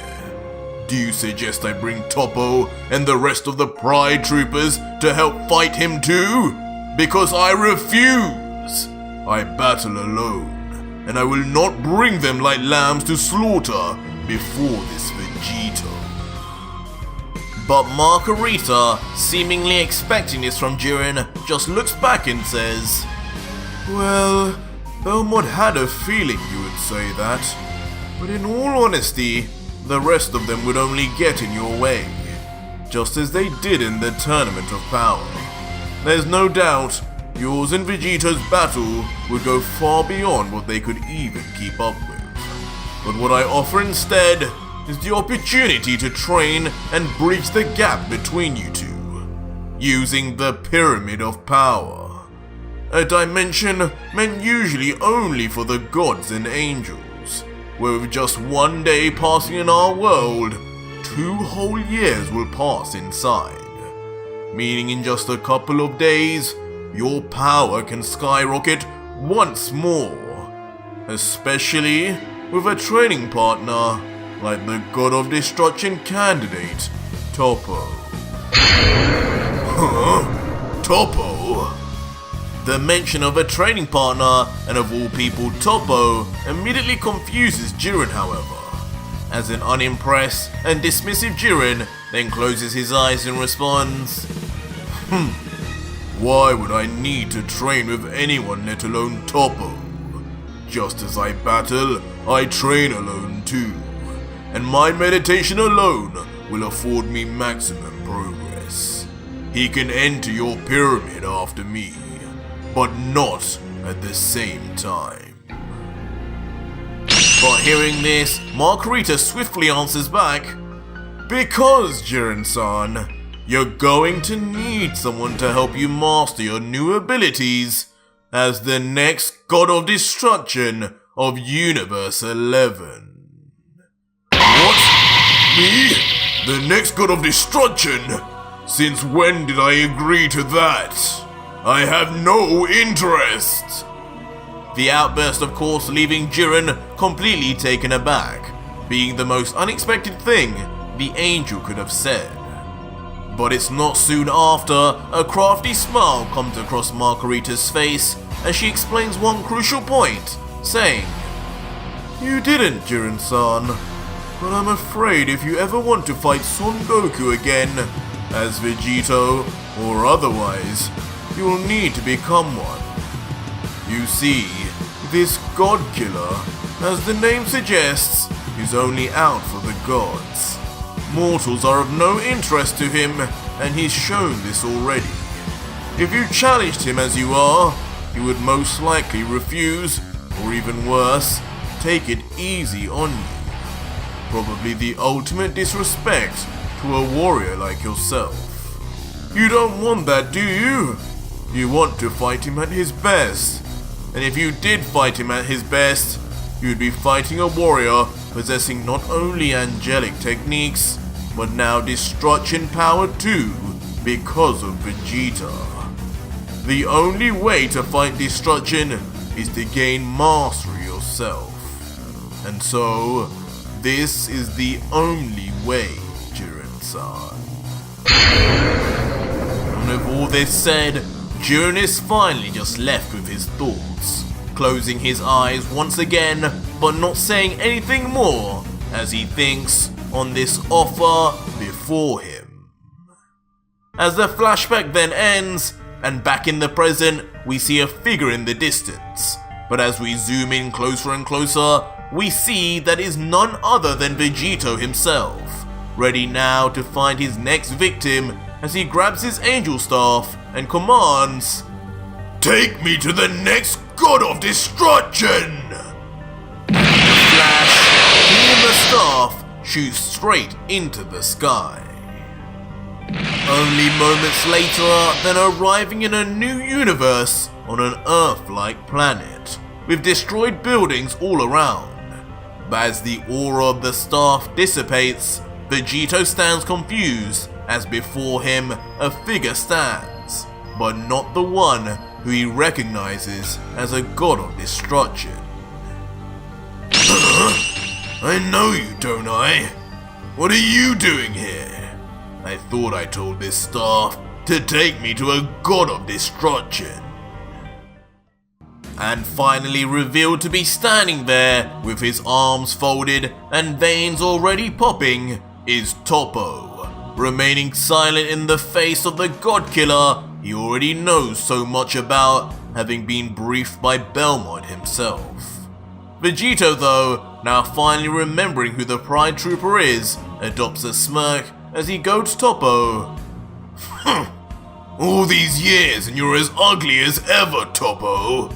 Could have at least lost a few pounds, couldn't you? So, what's the deal with you being here? Where's Belmont? I'm here to talk to this universe's God of Destruction, not his spandex wearing lackeys. Unless Don't tell me you actually succeeded him and became the next god? I hope for your sake that's not true. But Toppo, with a fierce look, holding back his rage, answers back coldly. Just when I thought Son Goku could not get any worse, after putting entire universes at stake for the sake of a tournament. Now, you come here to break your own record, a merciless murderer, of gods no less, trespassing in universes you have no right to be in, all in the search now to kill our Lord Belmont. I should rip you in half right now. But I'm no god of destruction yet. The real one is who will have the pleasure of ending your life, finally. Oh really, Beast Man? But just the thought of Toppo threatening him instantly causes Vegito to break out into laughter, as he pokes more fun and asks, Rip me in half? You seem to have forgotten that just Vegeta alone could make short work of the likes of you. Silly Beast Man, you must not realize that I am neither Goku nor Vegeta, but a combination of their greatest strengths. You'll know soon enough, once your god gets here. Tell me, when exactly will Belmont be arriving to end my life? But suddenly, things take a turn for the worst, as Vegito senses an enormous energy. One so large, it changes the atmosphere itself, as if almost Vegito's whole body feels a shifting gravity pressuring him. He turns around from side to side in panic we've never seen before, yelling, What the hell is it? This can't be Belmont. This power is far beyond even Beerus. Who's there? His angel? No, it's too much for even...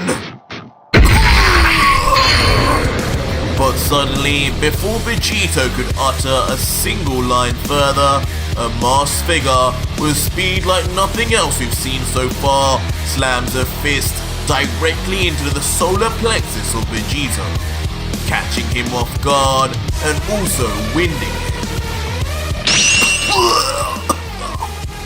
The sudden attack is so strong, it immediately causes the God Killer to cough out blood as his internal organs rupture. With barely one eye open, Vegito tries to decipher who the figure is, letting out, Cheap shot! Now who on earth are you? You're too big to be that stick, Belmont. No. Are you? But once again, cut short prematurely, Vegito is brutally banged in the face by a left hook from the assailant. The impact being so large, it could be felt from many miles away, sending Vegito for a speedy crash course that ends up in numerous more buildings being collaterally destroyed as Vegito skids across the ground, until finally laying on his front at a standstill as the friction on his skin alone brings him to a stop. He grumbles, You'll pay for that! And as the mystery figure removes his hood, it is shown to be none other than Jiren the Grey, now having completed his training and standing tall with a quiet confidence that his new level of power cannot be matched, perhaps even by the God Killer. Meanwhile, Toppo from behind looks on and comments proudly, Haha, that's the kind of speed and power one can expect from 20 years of consistent training. I had my doubts, but it looks like Margarita's and Lord Belmont's plan has been executed to perfection. Ha! I felt those punches just by looking at them. But Vegeta, who is not one to be beaten so easily, soon raises to one knee. At first quiet, but noticeably, all around him, the ground and planet itself begins to shake as something builds up. Jiren! As with a face filled with rage and embarrassment, he stares at his former friend and foe with an anger that would send shivers down anyone's spine. Perhaps Vegito too can sense that Jiren may be his single biggest obstacle. So our story begins with a scene in the past. A past that was previously visited by none other than Ultra Vegito, as we now see a bed-stricken Goku who is still fighting the heart virus, not knowing of the events that have gone on until... Where am I? The androids! Did we win? Suddenly, the once on the verge of death Saiyan opens his eyes in shock, finally awake after what seemed like an endless nightmare, only to now enter a new one. Huh? Goku? Goku! Is he awake? And immediately, Chi-Chi, his wife downstairs, is alarmed by the noise, and so too is Yamcha, who came back to help take care of Goku after being nearly killed by Android 20. The two then run up the stairs immediately to Goku's room, with Chi-Chi yelling, "Goku, I'm coming!" But as they get to Goku's bedside, Yamcha steps back and with a look of concern, looks down at Goku and thinks to himself, he's finally awake. I guess it's a good thing. But even with Goku, it might be too late. Chi-Chi on the other hand has an entirely different look as she almost can't even believe what she's seeing, letting out slowly while tears stream from her eyes. "Goku, you're awake! You're really awake!" Before instantly she lets out a scream, letting out even more tears as she no longer can even keep a lid on all her emotions, overwhelmed with finally seeing the love of her life and husband alive and well once again. Suddenly then jumping right into the arms of an embarrassed Goku as she yells, "Oh Goku, I was so worried. They told me you might die, but I kept believing. I knew you wouldn't leave me too. You're all I have left." But the now blushing Goku would only respond, "Hey Chi-Chi, not in front of Yamcha. I missed you too. But what do you mean I'm all you have left? Where's Gohan? Chi-Chi? Yamcha?" But Goku, now realizing from the silence and their expressions that something is wrong, is quick to push Chi-Chi off, and with a serious face, then questions the duo. "Guys, what's with the silent treatment? You can tell me. What happened with the androids?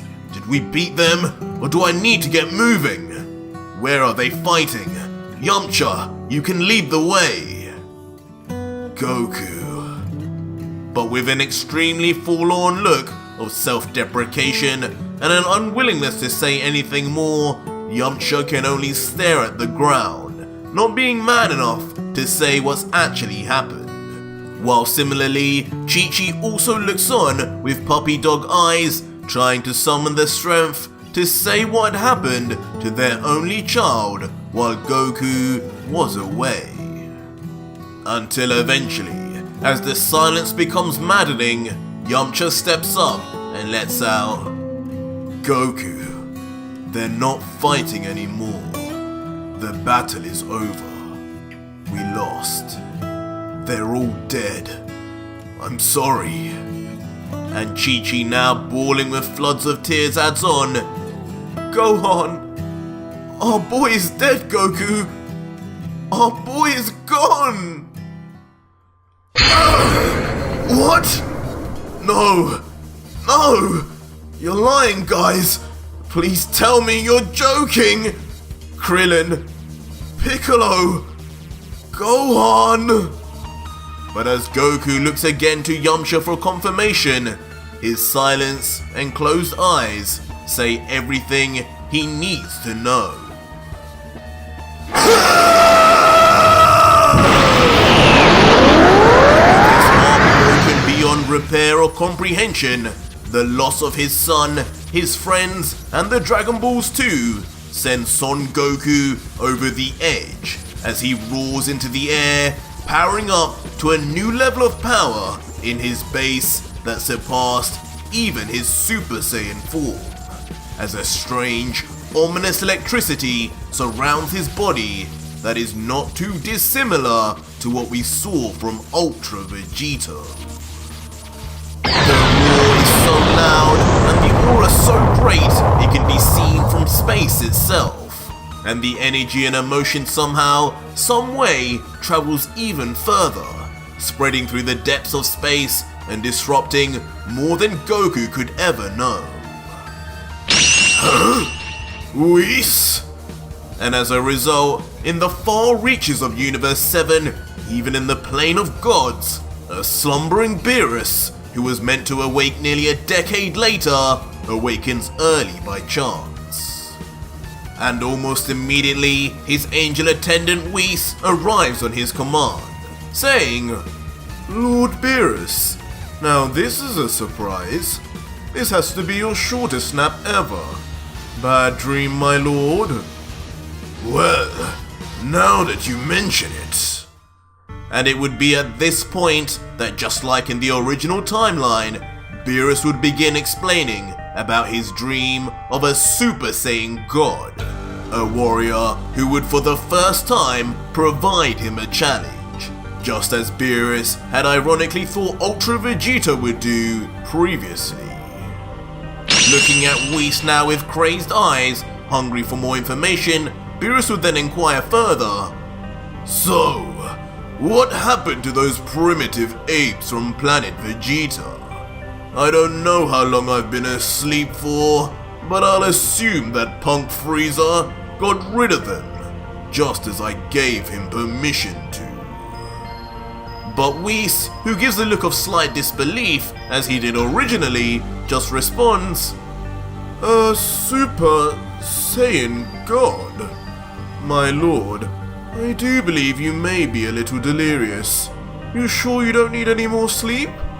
I can have a look, but you may be expecting a little too much from those tailed mortals."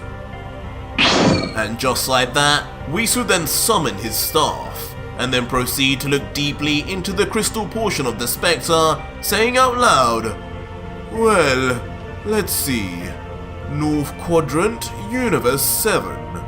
Ah yes, Planet Vegeta is no more. Frieza did indeed eliminate them. But it seems a number of Saiyans did survive. The majority seem to have found themselves on a planet known as Earth, and... What? My god! By Zeno, this cannot be! But suddenly, as Whis looks on at what became of the Saiyans on Earth, he begins to see a quite frankly shocking image and turn of events as he continues with a hint of fear. Lord Beerus, you need to come and see this. This is a problem. Huh? That's unlike you, Whis. What can you see? What's wrong? Tell me at once! Leaving Beerus in a state of curiosity as he watches his usually calm and collected attendant suddenly begin panicking.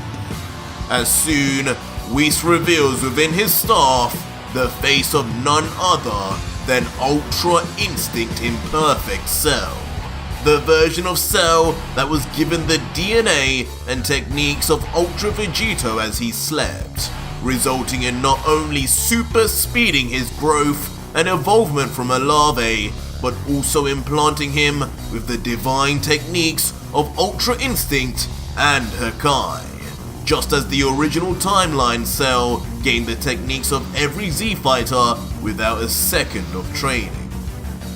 Whis, meanwhile, staring into the cold and unmistakable MUI eyes of Cell, maintains a nervous look as sweat begins to precipitate on his face all over, as he lets out to Beerus, "My lord, I do not know how else to explain this, but right now on Earth, I am witnessing a being of multiversal danger. Perhaps a rival to you just as you wished, but he is not a Saiyan. This creature, a nightmarish being, apparently made by the Earthlings themselves, has somehow attained complete control of Ultra Instinct, and not only that, has attained the power of destruction too. In its short existence on the planet, it has not only Hakai'd the former Namekian god of Earth, but also, with its mastery of Ultra Instinct, murdered each and every one of the Saiyans, bar one. Even the king's son, Vegito, has fallen to a gruesome death. I fear whatever caused this is something that should have never happened in our universe." What? Impossible! How could that be, Whis? Leaving Beerus, of course, shell-shocked to the core so soon after waking up, to hear the most unexpected of reveals from the angel. Give me that! I need to see this blasphemy for myself! As Beerus then quickly rushes over to unusually check if what Whis is saying is actually true. Meanwhile, Whis tries his best to answer Beerus' question and make sense of things, replying, I'm not entirely sure, my lord. This shouldn't be possible. In my history as an angel, I've never visited Earth with any god of destruction.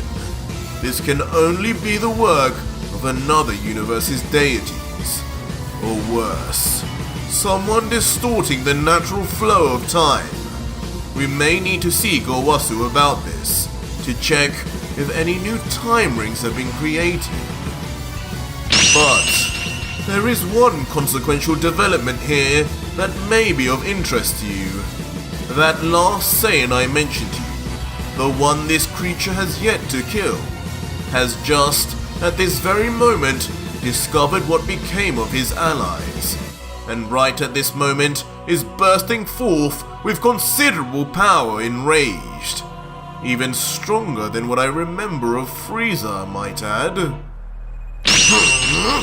Stronger than Frieza, you say? And just like originally, this information immediately piques Beerus' attention once more, with the idea at this time of a Saiyan surpassing Frieza being an almost unbelievable claim, as Beerus continues, Aren't these the same warriors whose power level increases with their anger and emotion?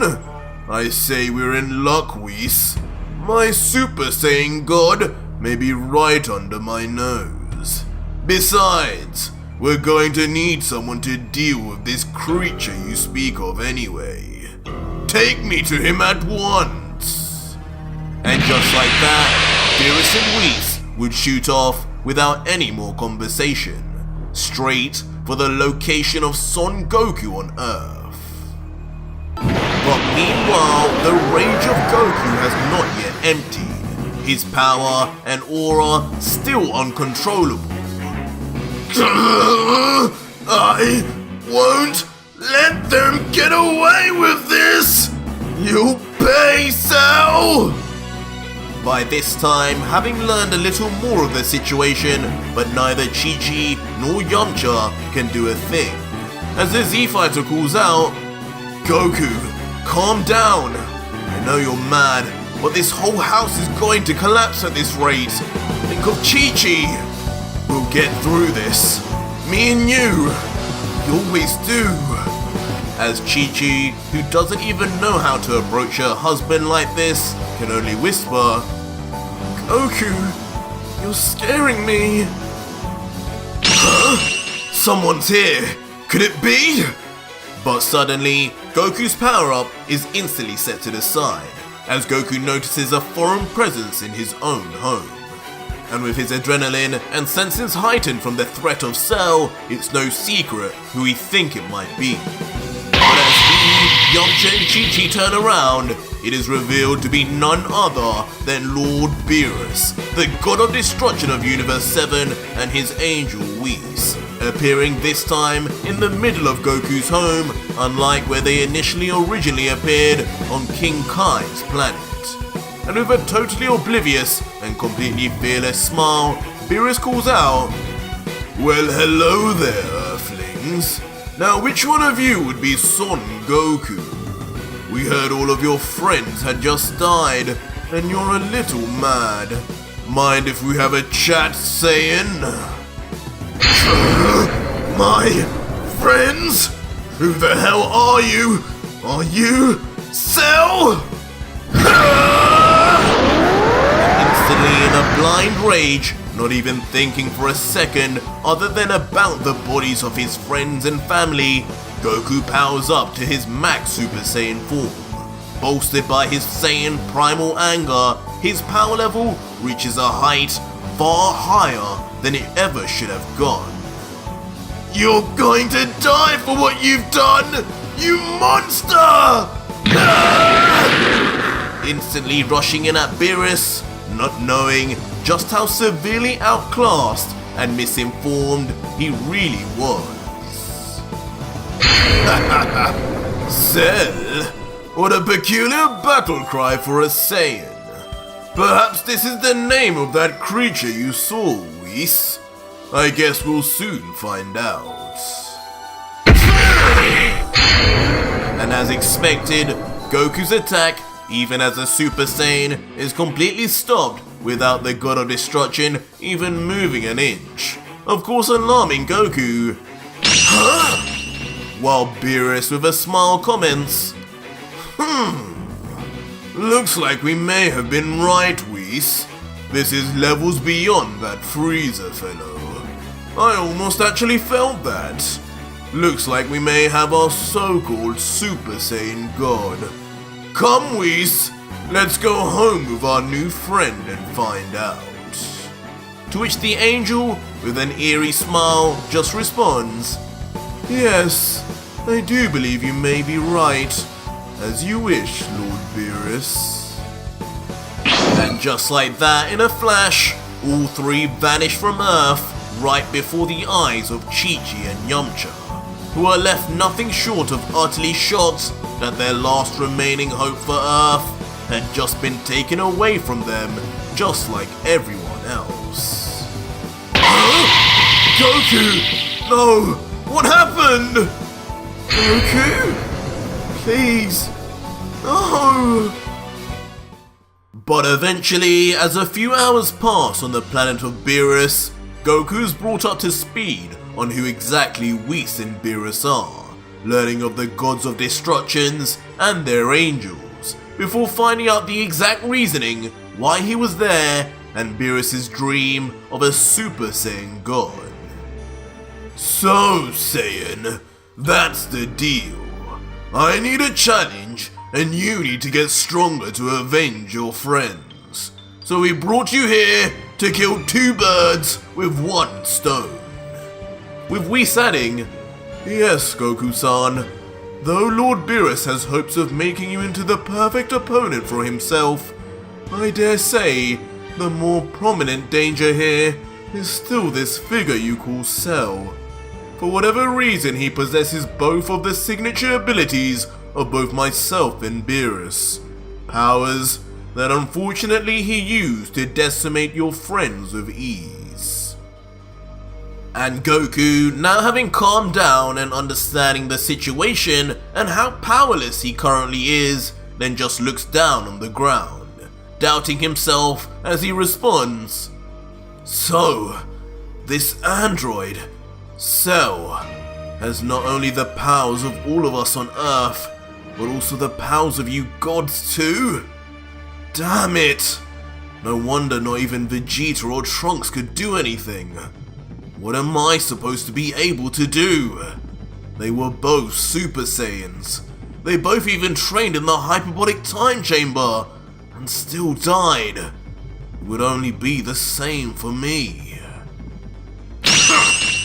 And here I thought you Saiyans were a more cocky bunch. But Beerus, hearing this pessimistic view, can't help but smirk as he continues. Yes, well, against this Cell, you haven't got a chance in hell. Ultra Instinct would make him virtually untouchable to someone of your speed, and Destruction Power alone would make short work of you before you even got a chance to move. But who says you can't attain the same abilities, huh? After all, no one knows Destruction better than I, and no one knows the divine techniques of Ultra Instinct better than Whis. He is made of your cells, right? So that means you too have the same potential. This cell currently is absorbing the Earthlings one by one, and with the population of your planet, it's going to take him years. Not to mention, he probably won't even think of leaving until he finds you. Yes, and with that amount of time and the right training, you could avenge them all. We have access to dimensions where 2 years can pass with only 1 day flowing in our world, similar to the Room of Spirit and Time you mentioned. And who knows, maybe after defeating Cell, you'll be able to bring them back. After all, we know of a set of special Dragon Balls that can bring back even those who had been erased by the power of Hakai. I can have a word with the Dragon God Zalama if you work with us, Goku-san. All you need to do in return for learning these abilities meant only for the deities is agree to one day become Lord Beerus' successor as the next God of Destruction. What? Me? God of Destruction? No way! Which in a callback to Jiren's reaction to the same deal last chapter leaves Goku equally shocked to hear.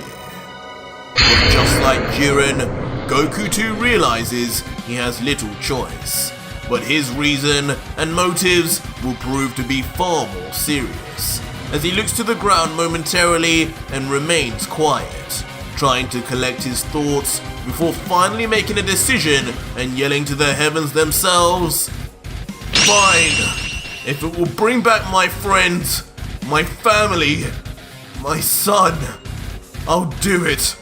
I'll do anything to beat you, Cell!" And so, over the span of 14 years in the Pyramid of Power, which of course was only 7 days in the outside world, Goku would spend each day training non-stop with both Whis and Beerus, combating constantly with Lord Beerus acquiring the power of destruction, while battling with Whis to learn to move without thinking and thus master Ultra Instinct, before ending each day in deep meditation where he would train visually, recounting and putting into practice everything he had learned in the hours before. And eventually, in the end, even if battered and bruised, Goku would ascend to a level beyond anything he had achieved in any timeline. And so 1 week later, Beerus and Whis would wait outside as the familiar silhouette of a figure who could only be one man would walk slowly towards them. And Beerus, who would grow typically impatient, would yell, "Come out already, Saiyan! It fits, doesn't it? I made sure to get it made in your exact measurements." While Whis, in a more cordial manner, adds, "Yes, Goku-san, I think it's finally time you saved your friends." And just like that, standing tall, confidently and with a smirk, God of Destruction Goku stands with his fist clenched, covered head to toe in the divine outfit of the Destroyers, finally letting out, "Ha! Sorry for the wait, but I'm ready to go back to Earth now. Whis, let's go! So our story continues with Jiren in the distance, and Vegito, having just been blindsided with 2 punches, just barely getting to his feet, still grumbling, Jiren! As he raises his head completely, we then see the damage of Jiren's attack better, now bleeding from the mouth and covered in dirt and scratches from sliding across the battlefield. A little calmer now though, he continues, You got me good there, Pride Trooper. Angry even. You know, I fought all kinds of gods and angels, and not one had the impact those punches just now had. You've improved a lot, haven't you, my old friend? Jiren though, in his classic usual style, just opts to remain silent, coldly staring at Vegito, just thinking internally if this man before him really contains the Son Goku he once knew. Eventually though, a figure appears next to Jiren, and it is a folded-armed Toppo, who has something to say. As he turns his eyes to the robed warrior and says, You sure took a while, Jiren, but as expected, you came at just the right time. But, are you absolutely sure about this? Fighting him alone? You know I respect your power, we all do, but this fight will be a hell of a lot easier if I fight with you. You forget, I too have improved. But now speaking for the first time since appearing, Jiren adamantly responds, No! This battle is mine. Son Goku is my rival, and my rival alone, and I will see this through until the end. If I am to die, then you can have your turn. But until that day comes, sit back and watch. Now go, Toppo. And Toppo, who seemingly expects this kind of response from his teammate, just begrudgingly lets out, I don't know why I even bother. Have it your way, Jiren. Just don't die. Before then vanishing away just as fast as he arrived. Meanwhile, Vegito fiercely begins walking towards Jiren, step by step, getting closer, until eventually, face to face and just inches away. And as he stares into Jiren's cold alien-like eyes, he wipes off the blood from his mouth, only to reveal a sinister smirk as he lets out, You've been training just as long as I have, haven't you, Jiren? I can see it in your eyes. Time hasn't been good to you, my friend. You look older than I remember. But as Ultra Vegito and Jiren the Grey stare deeply at one another, not a word more is uttered. A strange aura then begins to cover both of them, as if their immense power levels themselves begin to seep from the very pores of their skin. Bright red energy on one side, and dark black energy on the other. The silence is only broken once Vegito says, You know I only came here to fight Belmod. It didn't even occur to me that you'd turn up. But now that you're here, I guess I could take a little detour to have some fun with you, big man. And in response, knowing the battle is finally about to begin, Jiren grabs hold of the tuft of his robe, and like throwing a paper bag, tosses it right behind him, revealing his perfectly fit and tamed Pride Trooper outfit. But as the robe falls, unbelievably, it causes a mass explosion as if a small bomb had been let off. This was on an entirely different level to anything we'd seen from the likes of even Piccolo or Pikkon. It's so surprising, even Vegito is left with a comedic look of confusion as he can only inquire further. You were wearing that this whole time? Listen, Jiren, I understand making an impact to intimidate me and impress Arj's subscribers, but don't you think you went a little overboard? It's not like it would make any diff. Huh? But before Vegito could utter another word, Jiren, with a literal weight off his shoulders, vanishes before his very eyes. Wait, what? And instantly, in a span of nanoseconds, so fast not even Vegito could detect him, Jiren appears behind a completely caught off guard Vegito. As the Saiyan tries his best to turn around in time, thinking, his speed, it's off the charts! Jiren was never like this. Is this really hit? But yet again, just like last chapter, Vegito is instantly punched straight in the face by the alarmingly speedy and powerful Jiren, immediately sending Vegito flying in agony, until once again he crash lands for a violent collision on one of the many surrounding crumbling buildings. This guy, he's just like Frieza, always coming back 10 times stronger than the last time. I don't get it, but he's so much stronger than any of the gods I've faced so far. The worst thing is, I don't think he's even begun to try yet. It seems you take more after Son Goku, constantly letting your guard down, as if I'm to be your trusted comrade, God Killer. It's hard to even believe you could even have the power to defeat a destroyer, let alone an angel. But in response, Vegito instantly powers up to his Super Saiyan 2 form, roaring with a golden aura that once again is covered in a mysterious black lightning that is unique to Ultra Vegito. Immediately then rushing in at Jiren with gritted teeth, yelling as he does so, "Power? I'll show you the same power that took down Quitela and Cognac then, Jiren! Prepare yourself!"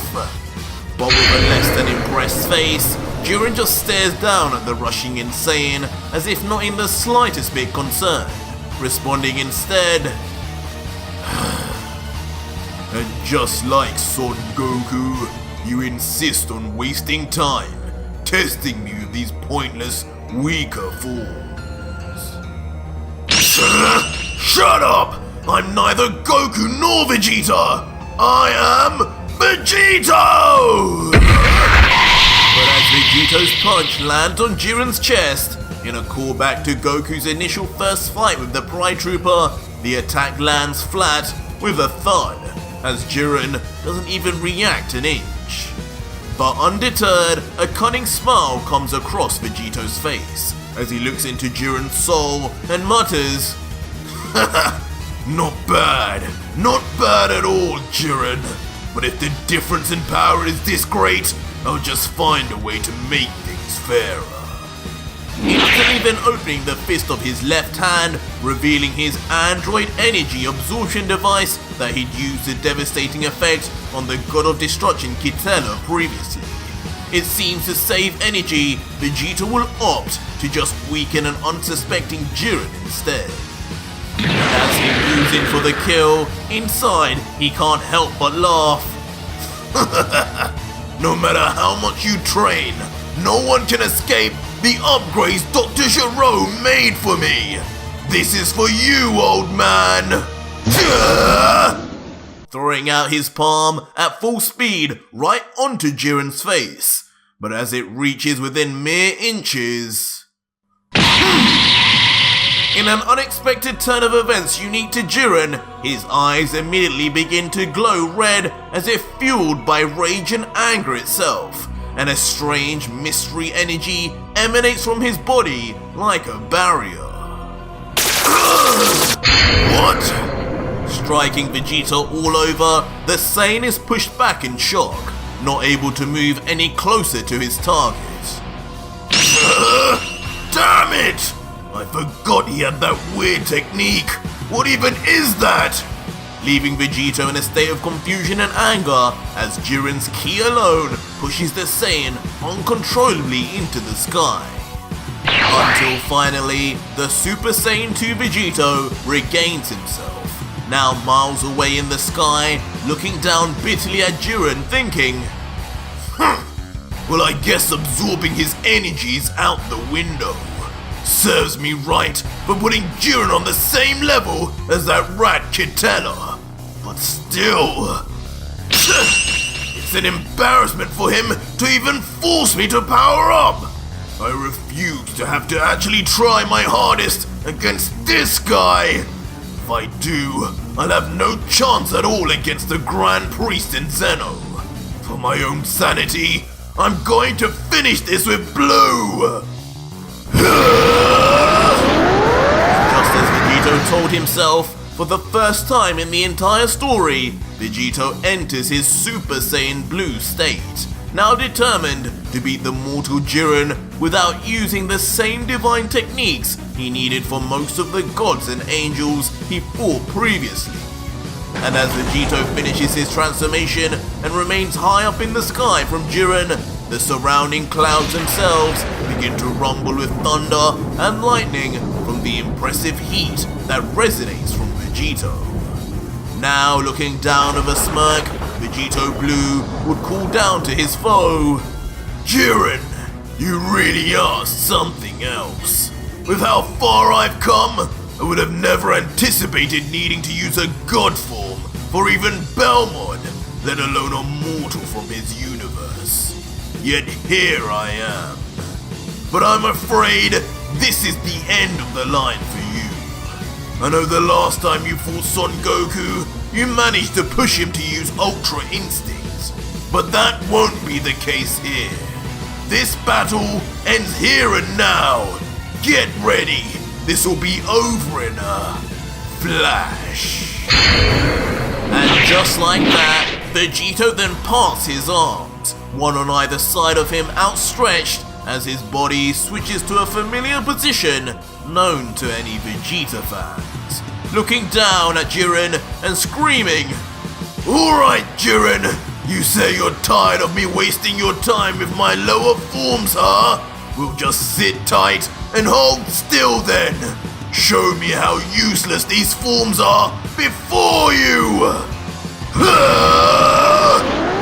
As after saying this, Vegito then begins yelling to the heavens, powering up as now on top of Blue, his signature black lightning surrounds him once more, taking his power level and energy that he generates to a level far higher than any typical Blue.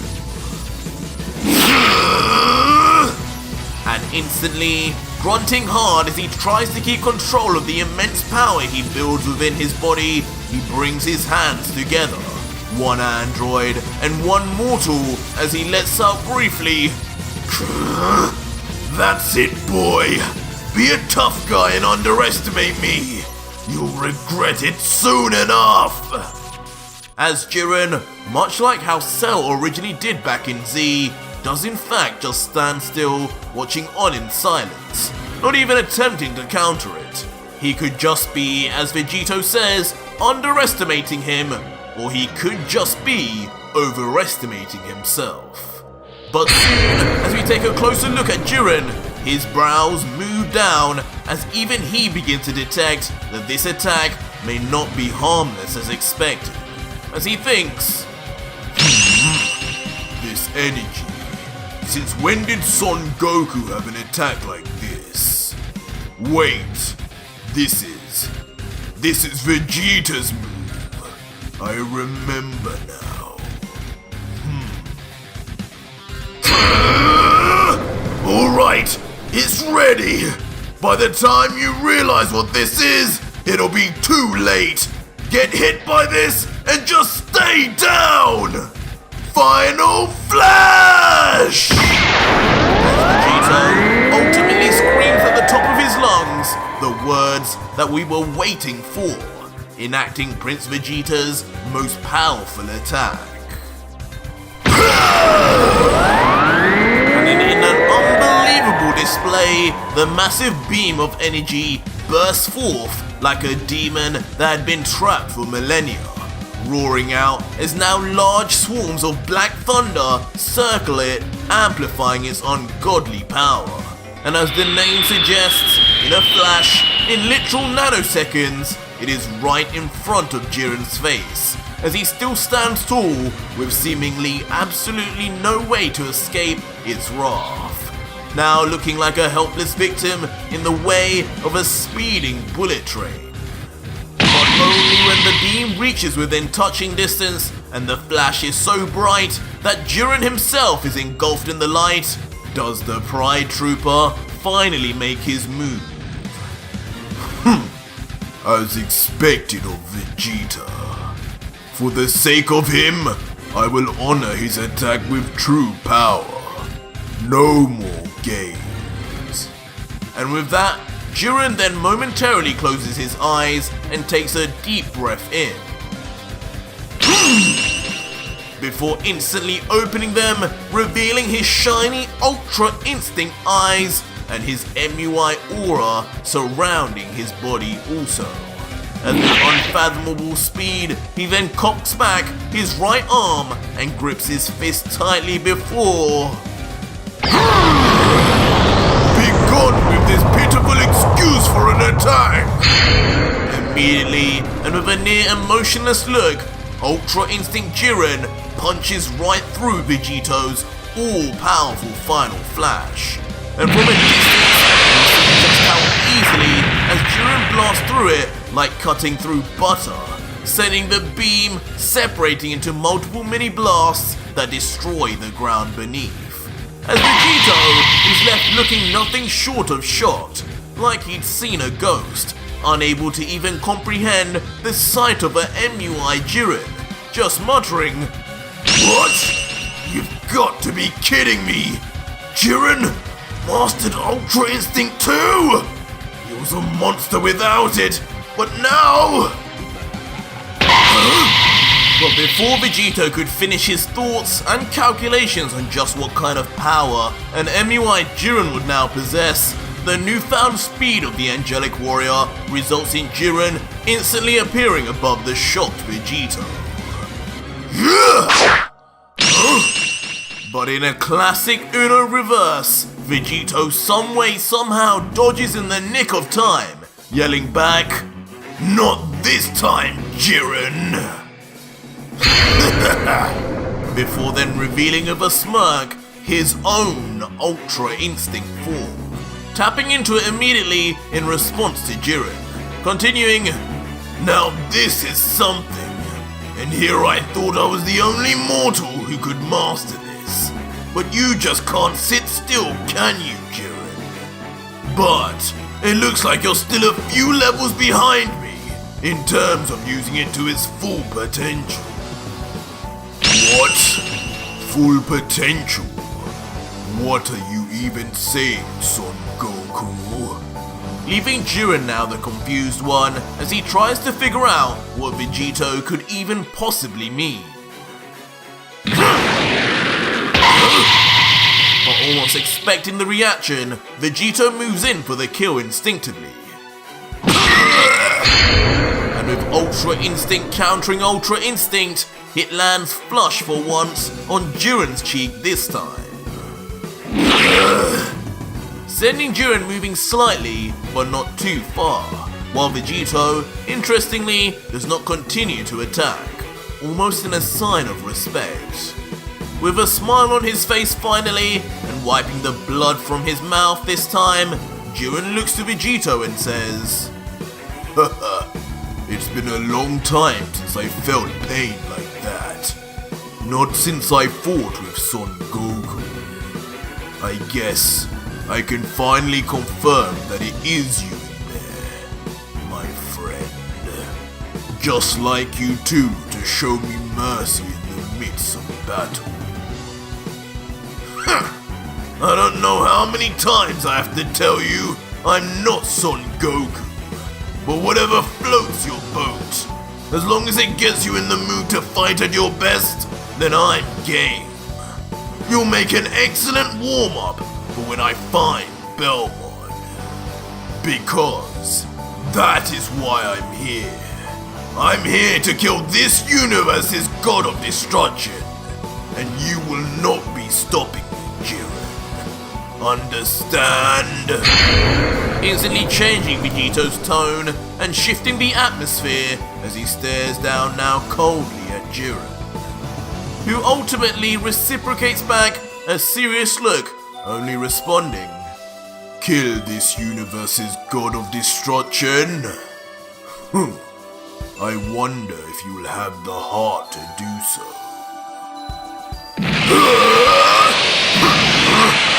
As rapidly, the two Ultra Instinct warriors then rush in at each other without a moment more to spare.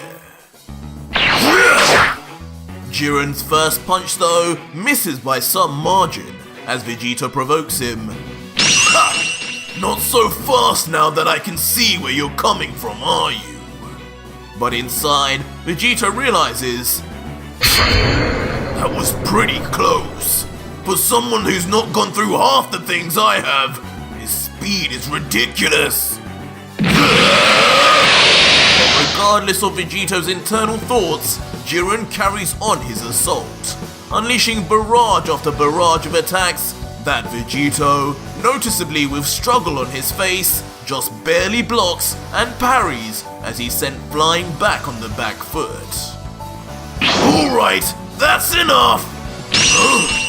Instantly then teleporting to escape Jiren's onslaught and appearing right now behind him, as his arm already swings back, ready for...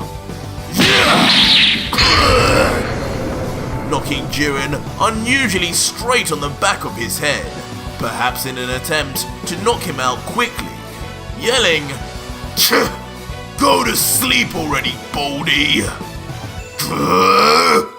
But an angered Jiren, who is unused to being touched, let alone hit, begins to grimace as his rage builds and a visible vein pops along his cranium. Enough! Quickly then replicating Vegito's own move, teleporting from in front to behind Vegito at the exact same speed. Let go! Before immediately grabbing Vegito straight by the throat as the Saiyan warrior attempts to struggle fruitlessly. As you wish, Son Goku. With Jiren then throat slamming Vegito right onto the ground like he were a mere child, causing dust and debris to explode from the floor on impact. But in the aftermath, though injured and in pain, Vegito remains conscious and aware that no more attacks have landed, as he thinks, What's with the break? Jiren? We then see Jiren inexplicably jump back to give Vegito space. What the? And with his back turned to Vegito now, Jiren then explains, Now, we are finally square for what happened at the Tournament of Power. You showed me mercy, whether by choice or not, and here I have shown the same to you, Son Goku. revealing to us fans of Dragon Ball Super that he is in fact referring to when MUI Goku had Jiren beat, but eventually then succumbed to his inability to control the angelic power. You sure are a strange one. I don't need any mercy from the likes of you. Like I said, you're still levels below me in this Ultra Instinct game. Just wait till I show you this one trick. As Vegito smirks and gets back on his feet, cryptically referring to a certain UI technique. But first, let's start with something old-fashioned. Something that'll remind you of that Son Goku you so fondly remember. Before Ultra Vegito then places his arms and hands into an iconic familiar position and begins yelling, and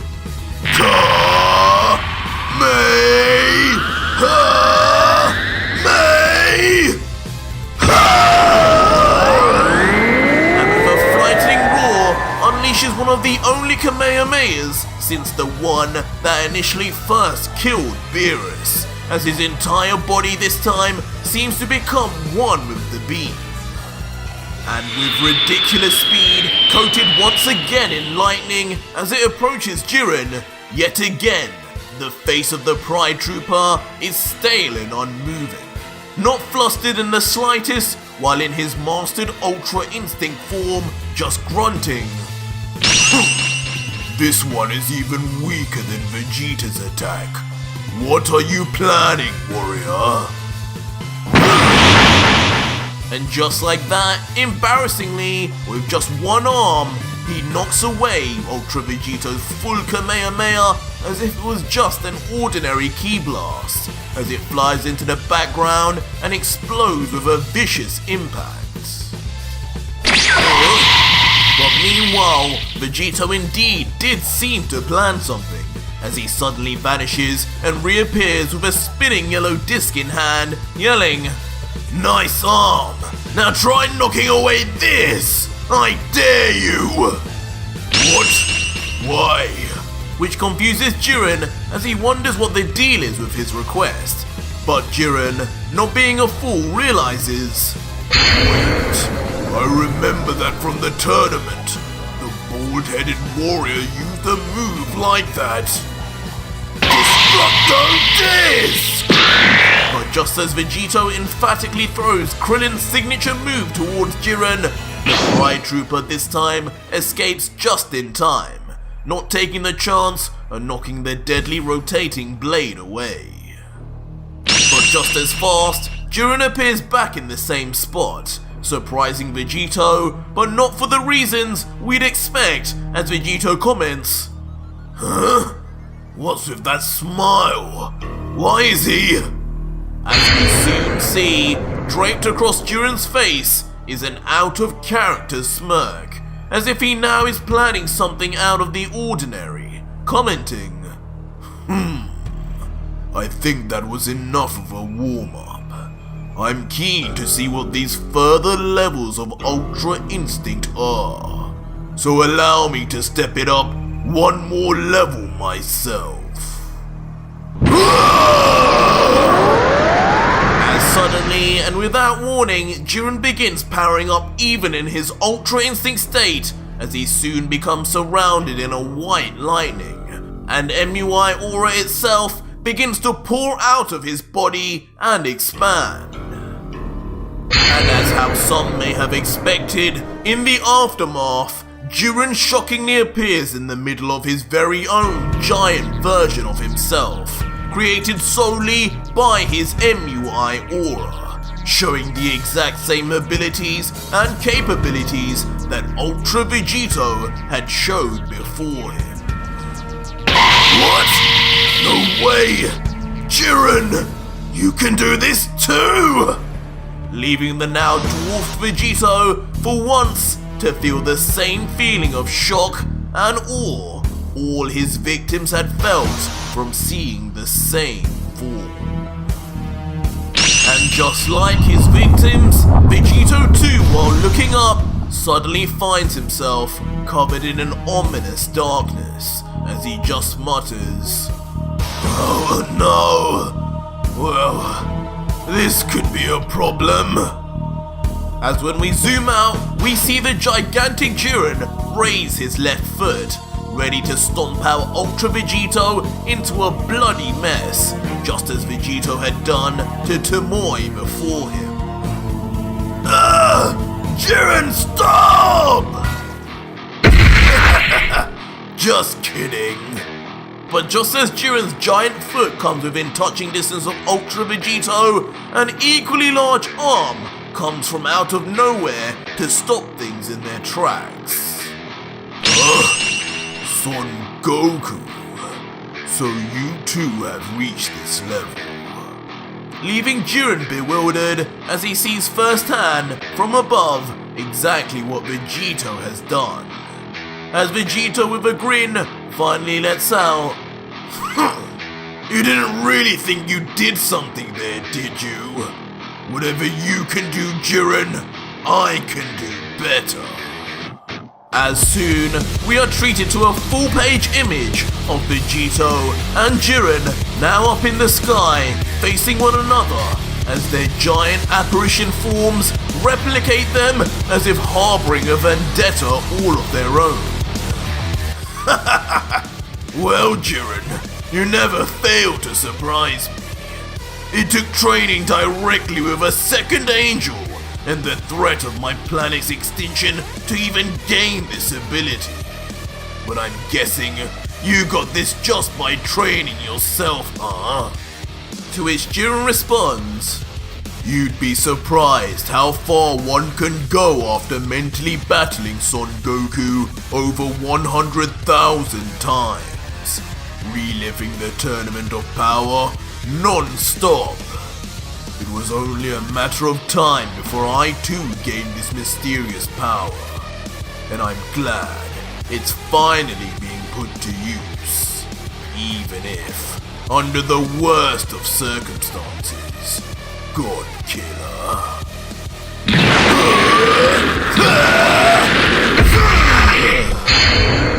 As immediately the warriors yell at the top of their voices as their larger selves clash in deadlock, neither being able to budge even an inch as the entire planet trembles under their force. In this form, there appears to not even be a single difference between them in power. At least, that's what Vegito wants us to believe. But regardless, throughout the struggle, both warriors seem to be enjoying themselves, as Vegito, now looking the happiest he has in years, folds his arms and says, Man, this takes me back. This feels just like the first time. I haven't enjoyed a battle like this in so long. To which Jiren, with an equal smile, replies, Yes, this feels exactly like fighting you in my mind. There's no doubt about it. You are Son Goku. But Vegito, hearing this, just finds the constant referral to another Saiyan as funny, responding, Are you ever going to call me by my real name? My name is Vegito. But I'll take what you're saying as a compliment, I guess.